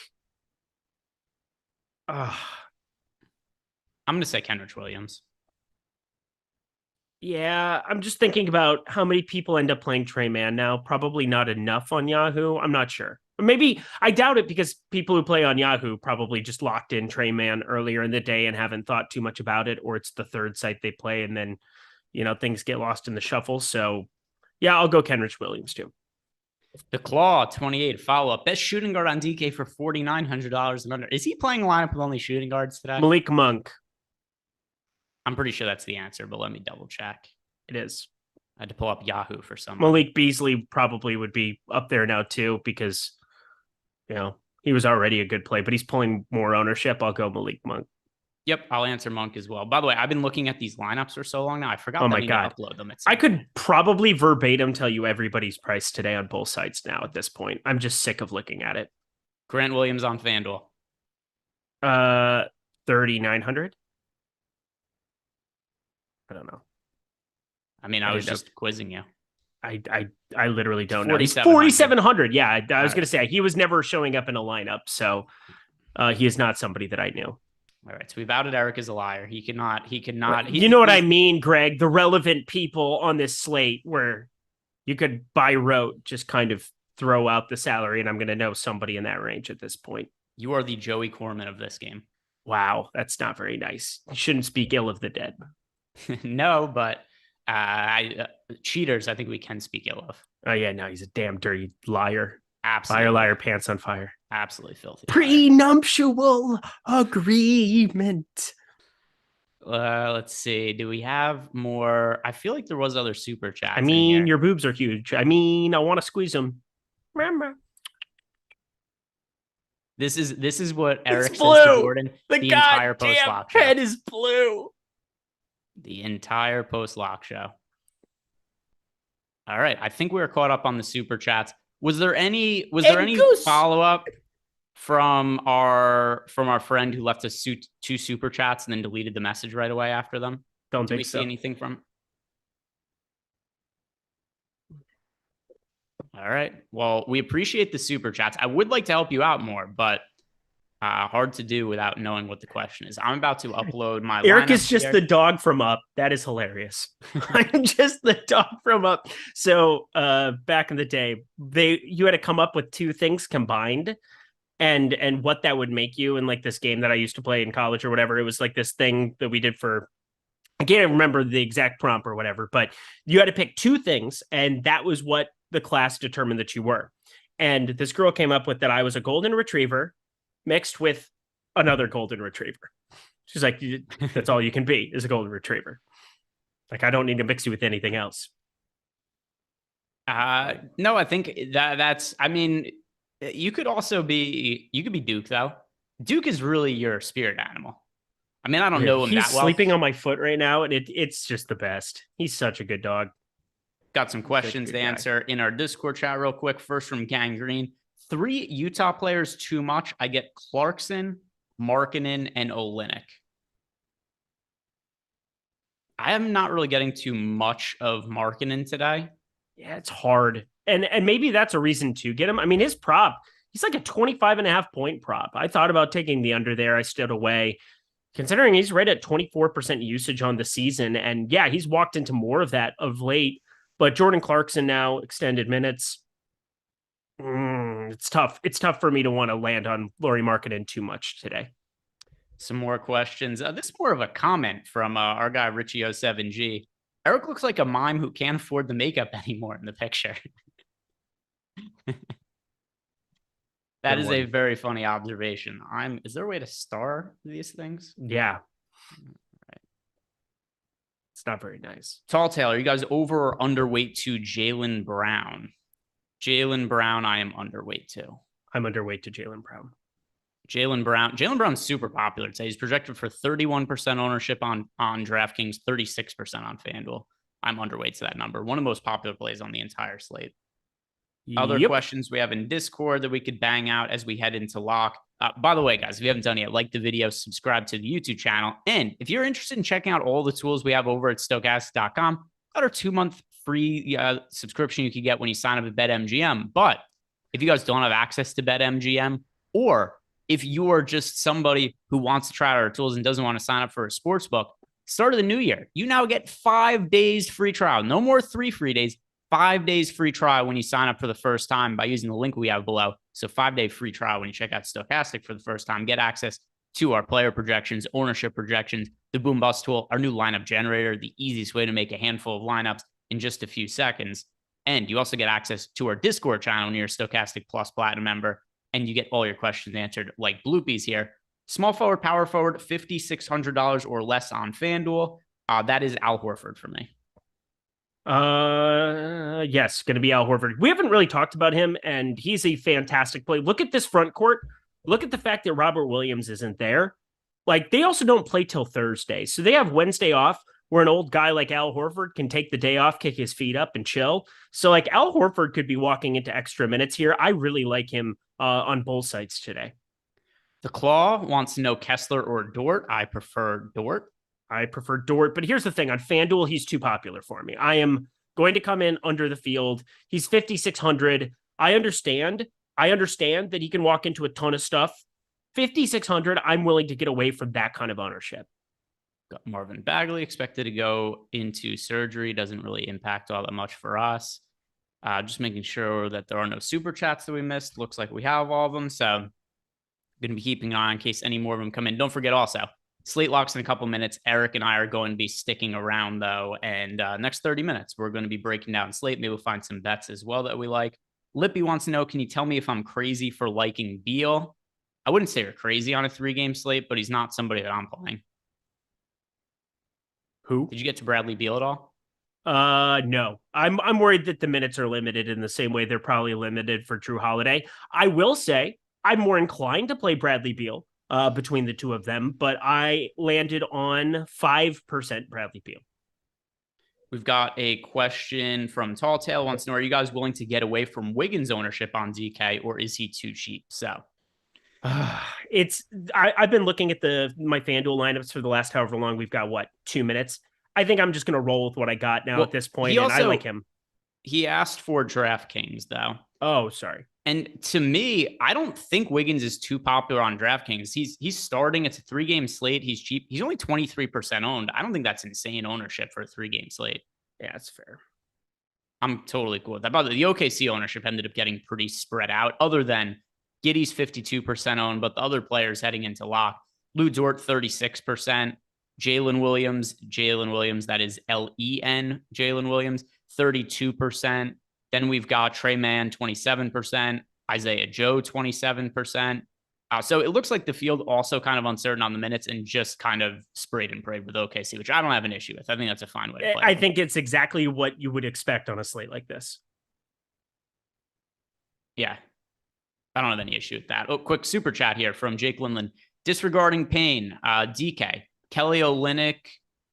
Okay, so Fox and Kelly Olynyk, or Sabonis and Nickeil Alexander-Walker. Fox and Olynyk. All right. This is going to be just weird. This is going to be a weird slate. See if we had any other questions. I got to more Markkanen on FanDuel for what it's worth for people who care. Sorry, what's that? I got to more Markkanen than I expected on FanDuel. Not that it matters anymore, but just saying. Yeah, so Lauri Markkanen, and we still have some time until that game starts, but yeah. $8,800 projected for 18% ownership on DraftKings. I've really found that to be a difficult price point to get to. At least for FanDuel at $8,700, the way positionality works. Yep. Him being 23% on, I could see him winding up in lineups, but the $8,800 on DK was a really steep price point. Yeah, he's not. I only made one lineup for DK today. He is not in it. And on FanDuel, I've made a bunch of lineups, and he ended up just around 30-something%, which is more than I expected out of him. But as you said, it's more of a positionality thing. And now I'm trying to take shots on the Aaron Wiggins of the world and those guys. They ended up in a number of lineups where I'm just hoping that ends up working out. All right. Let's see what ended up happening with some of the ownership here. And always fun because once a month or so, you pull up your lineups and realize you've submitted the wrong CSV. But I made sure I didn't do that today. I made well sure. Done. Double checked, actually. Beal 4% in the $4 on FanDuel. I'm looking at it in the $7. Yeah, like right around the same thing. I mean, I don't know how you played a whole heck of a lot more than it. Maybe the minutes are more secure there, but it's a hamstring. I can't imagine they're out there playing in 36 minutes first time back. There's been a lot of hamstring injuries lately. Yeah, it's kind of not surprising when you have weird back-to-backs coming off of New Year's. Like the Nuggets having to play on the 1st and 2nd of January is still so egregious to me. Like, why on limited slates are they getting back-to-backs in those kind of spots? And I don't know. They've got to get better at scheduling. They've extended these days out further, and it still feels like there's a lot of like pressure for these guys to play in primetime spots and weird back-to-backs. I don't know. Not doing a great job in the old scheduling office for the NBA.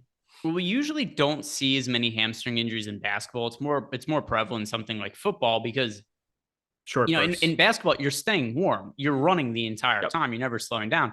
The reason you see more hamstring injuries in something like football is because despite the popular opinion being that it's an exciting game that's fast-paced, football is slower paced than baseball. Football takes forever in between plays. So what happens is somebody they run full out 110%, and they have to take a break for a minute, and then full out 100% for a few seconds, break for another minute. So that's why you see so many hamstring injuries in football. It's the stopping and going. Typically don't see as much of that in basketball, but as of late, Bradley Beal out with a hamstring injury. Was it a hamstring injury for Russell Westbrook as well yesterday? Or was that a foot injury? Yeah, I heard it was hamstring. I don't know. I didn't double back on it because they weren't on this slate, so I just didn't look at it yet. Some ownership updates here. Well, I shouldn't say updates. I should just say what the ownership actually is. I just downloaded the CSV. So the $15 in DraftKings. Josh Giddey, no surprise, most popular player at 61%. Giannis ended up coming in 53%. The field did not pivot off of Trey Mann. Trey Mann ended up coming in 37.5% owned. Isaiah Joe ended up being 12%. Had I known that a little bit earlier, I think I would have gone a little higher on Isaiah Joe. Yeah, I'm trying to let me find the $7 or what was it? Yeah, $7 on FanDuel here. I'm going to pull up some ownership here. Pat Connaughton ended up almost 20%. That makes me feel worse. I thought he was somebody that could still stay under 15%. I'm not happy because talked about it. I'm over the field on him. Trey Mann, 27.4% in that. Josh Giddey, 46.7%, as you would expect. Jaylen Brown, 27.3%. We were both not very high on that. Porzingis, 15.4%. If you're still looking at a limited Bradley Beal, that's something that I would want to be over the top of for sure. Gafford, 28.5%, ended up a little bit higher owned. And Dort, 35.4%. Didn't end up around 40%, but we definitely pulled that ownership. If you guys were updating our ownership here constantly, you saw it go from about 43 to around 37 here, and now it closed right at 35. Good job. Our projections were outrageously good yesterday. Again, outrageously good today. Yeah, and let's see. Anything else surprise? Horford's popular. We knew that was going to happen with Robert Williams out. Grant Williams pretty popular on DraftKings as well, 20%. I guess also people just getting 3,500, expecting him to play some backup 5. I get it. I just didn't like the DraftKings slate as I was looking at it today. It felt like you really had to go heavy on some uncomfortable OKC things. I just felt better on FanDuel where you saw Trey Mann priced up a little bit and people still kind of took that number and ran with it. Not as much as I was hoping, but still ran with it quite a bit. And I think there's a little bit more leverage to be had over there today. By the way, I didn't realize that Ryan had messaged me this during the show, and it's very funny. It's a spinner wheel, and it's who is going to play for OKC tonight. And then it's just a randomizer with the players on a wheel where you could spin the wheel. Actually, let's do this for fun right here. I'm going to spin the wheel, and I'm going to tell you for all intents and purposes. What are you talking about? Where is it? It's somewhere just a link he sent me for something that he custom made. But it's a wheel with all of the cheap value plays on it for OKC. I'm going to tap to spin it, and I'll tell you which player comes up. As long as it's not Darius Bazley. Isaiah Joe is the answer, according to this. Oh, that's so good. Up on the screen. So let's just don't be Bazley. Oh, God damn it. See, that's problematic. We're in a lot of trouble there. Beasley came up when you spun it? No, Bazley did as soon as Jordan spun that one there. And here's Jordan's spin. We got Mike Muscala. Hey, he's going to make a lot of threes. There you go. All right. That's as good a way as I need to figure out who the best values are from OKC. I don't know another way to put it other than that. That's pretty funny. Have any of the games tipped off yet? Oh, it's okay, bud. I know it's hard to be a puppy. What happened? Oh, Duke. He's like, I want to go for my walk. Dad. Well, it's a 12-game slate tomorrow. I have a lot of work to do. We're not going to be walking for a while, pal. Here's what you're going to do. Duke, be a good godson. I want you to shit on his foot right now. What? It's very aggressive. I would never wish that upon you. If you had a dog, I would never say, oh, there he goes. What's up, bud? Oh. Where's he going? Thud.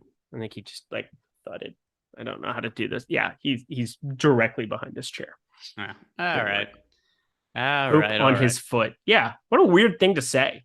You said some weird things, but it's pretty exotic of you. Is that how you came? But I used to, when my sister was younger and I used to argue with her, I would tell her that if she didn't behave, if I was watching her, I would shit in her pillow when she wasn't expecting it. And then when she goes to bed at night, she would put her head in it. But it used to work when I babysat her. It would get her to like obey. It would get her to be not a menace. What's wrong with you as a person? It probably would work for Duke as well. Duke is going to the beat of his own drum at times. He's been a lot better listener. He's a really good puppy, but once in a while I'm just gonna chew on this. Just started chewing on a coffee table again, out of the middle of nowhere. It's been 6 those months. Taste good though. It's absurd. He Those called the shit poop. Come back here. Don't put it out with your boots, Dad. Yeah, no, those coffee tables taste good. What are his favorite things to eat that are not edible? That are not edible. I gotta say, I'm just gonna throw this out there because I haven't given Jordan Klein enough credit in his life. His favorite toy by far, and I mean by far, is the Red Kong.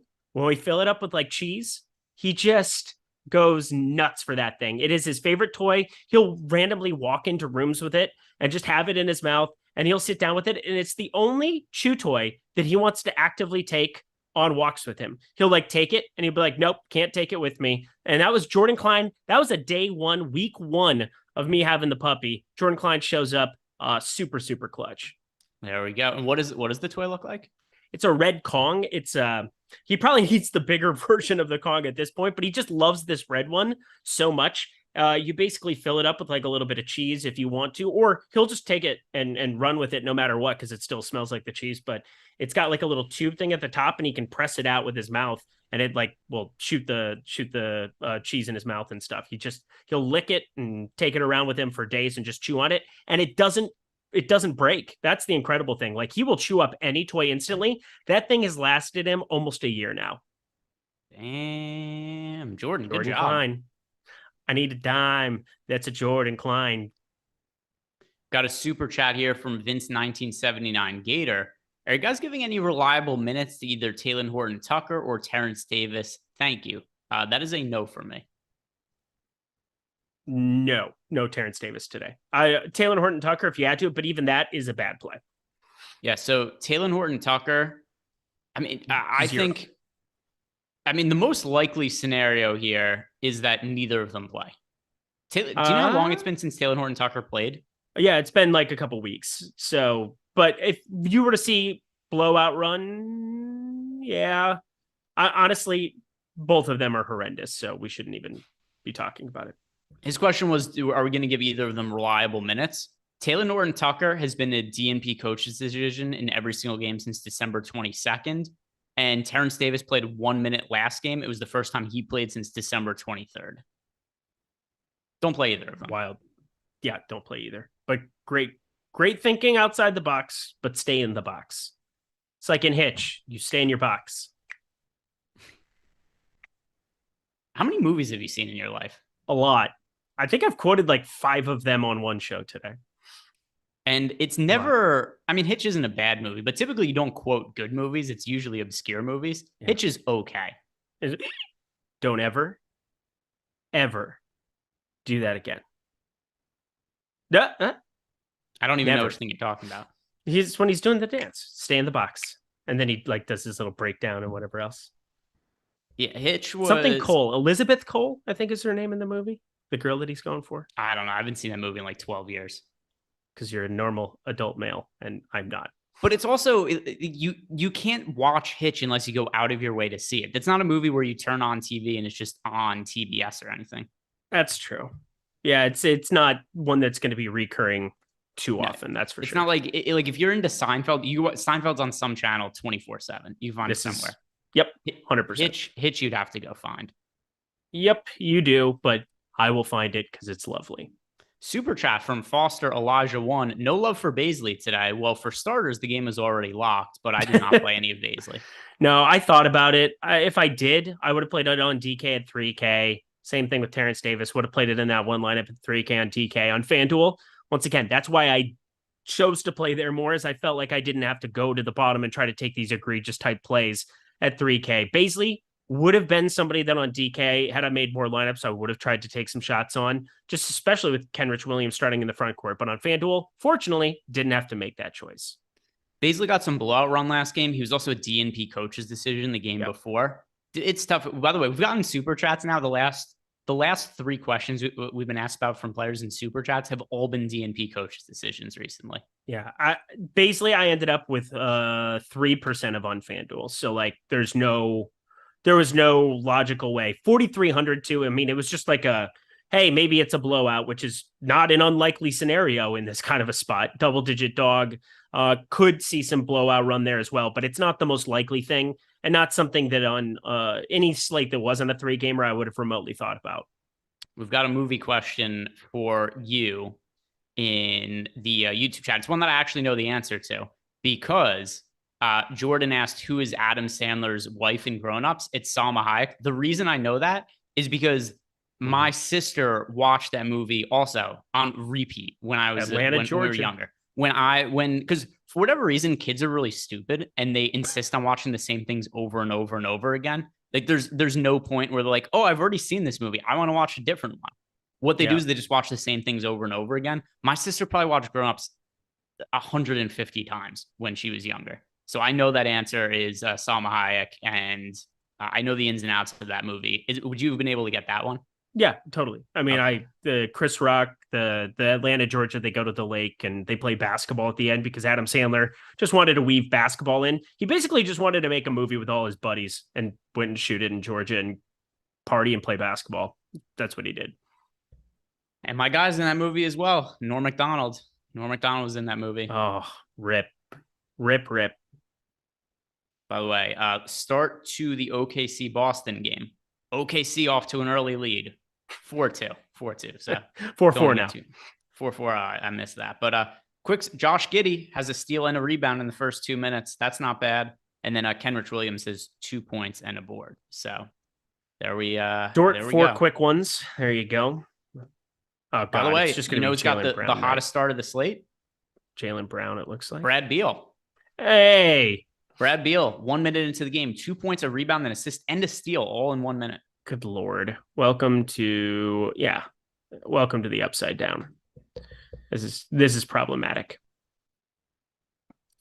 Again, if you gave me Bradley Beal, I should have found a way to get to more. I ended up with 5%. I think I already said that, but like, you just look at it and it's like, why wouldn't you want to play a little bit more and hope he plays more than 30 minutes? Like, if he can get to 30 minutes, Bradley Beal's in play on a slate like this, and still didn't do it. That was a mistake.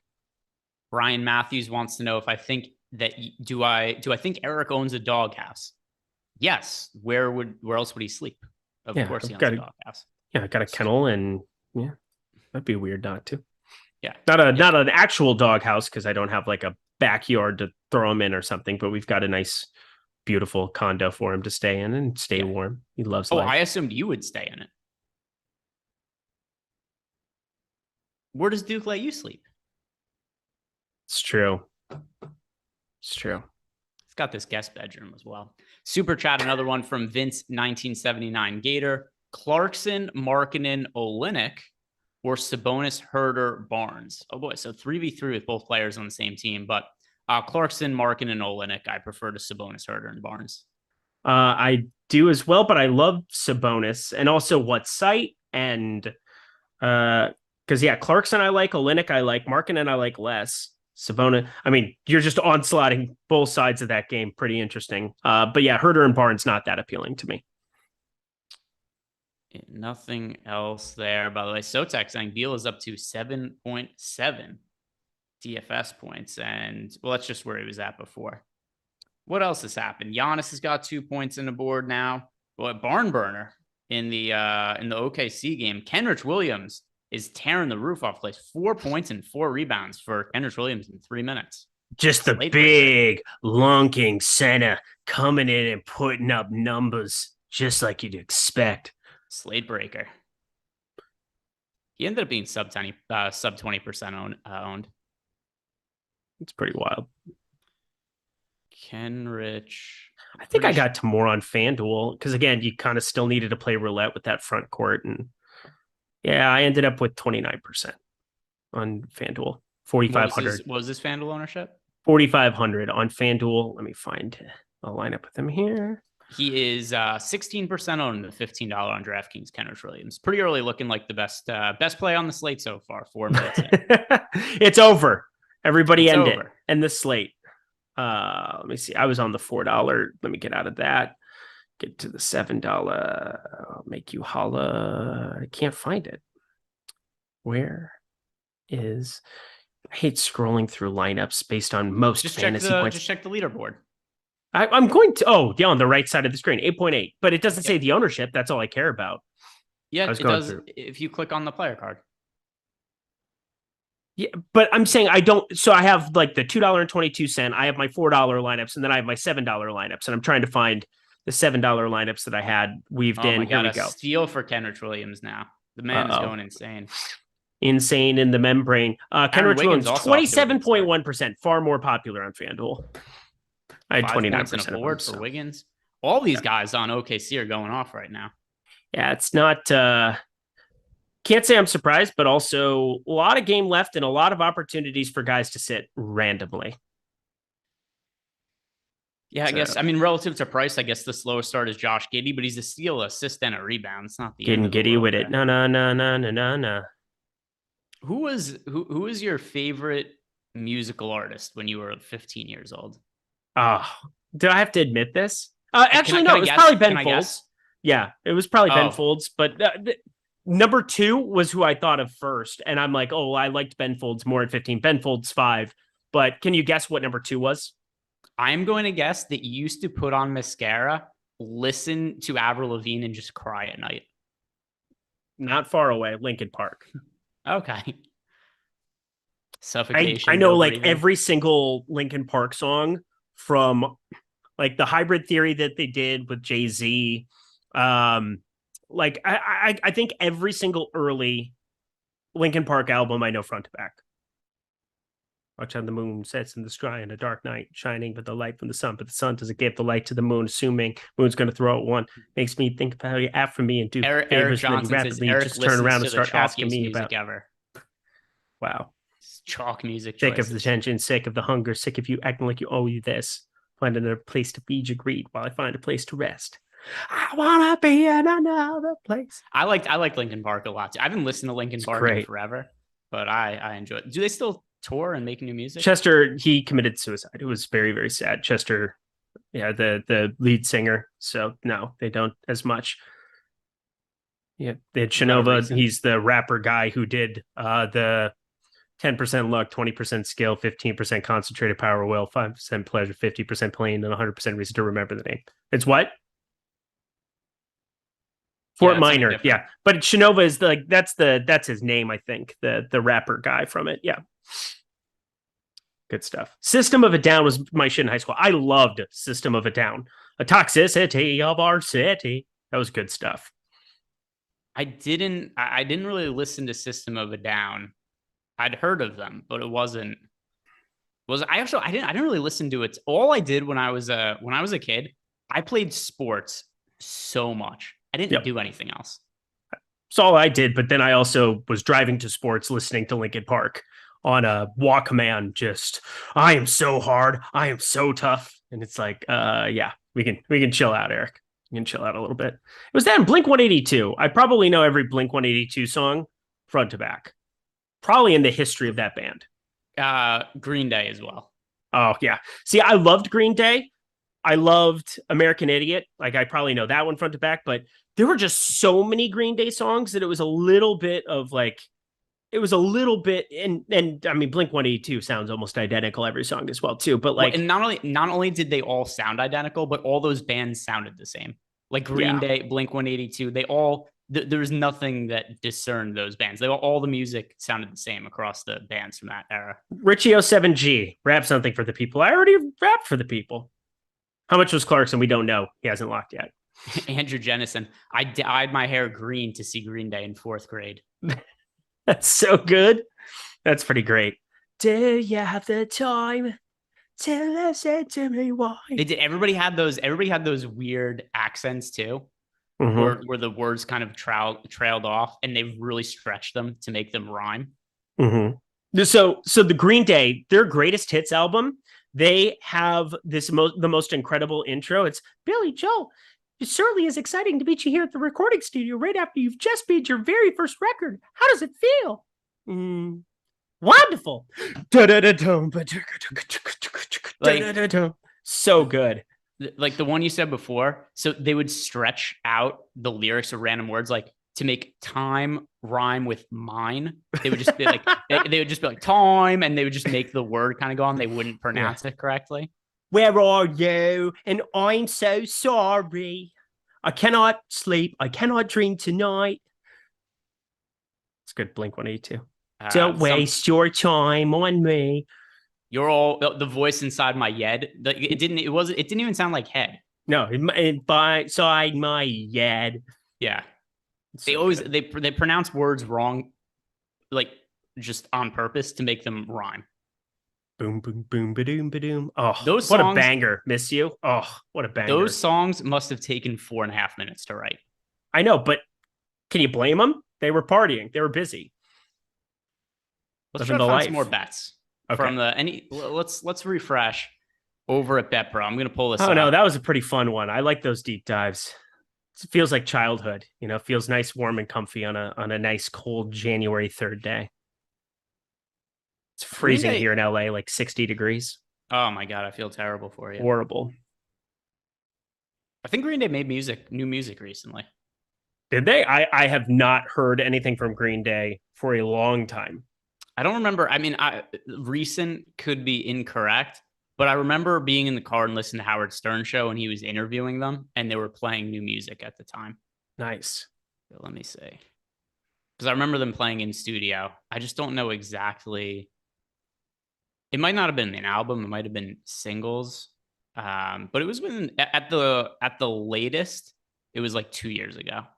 That's pretty great. I mean, Green Day's good stuff. All I know is the Blink 182, when they announced their shows, I bought tickets immediately as soon as those went live. Blink 182 was not going to be missing that this summer. Green Day, 2019. Nice. So it wasn't that long ago. All right, let's try to find some bets from the one game that's left on the slate. I was going to say what games we left. It is one. It is Sacramento and Utah. That is all there is to choose from. And as we're pulling that up, let's pull some of the results from the first couple games here and see if we're tilting anything yet. Kenrich Williams. No, he's just fine.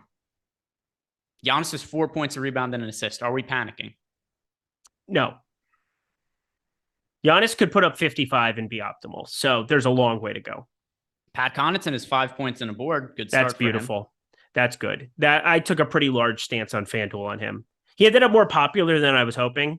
But I hit the over 45% number on him. So that is the anti-tilt. We're pretty happy about that. First player off the bench for OKC. It is Trey Mann. He has 2 points and a board off the bench. Josh, good start for Josh Giddey. 4 points, 2 rebounds, 2 assists, and a steal. And Aaron Wiggins, 8 points, 2 boards for Aaron Wiggins. Aaron Wiggins. Jesus. 27-20. OKC. Timeout Celtics.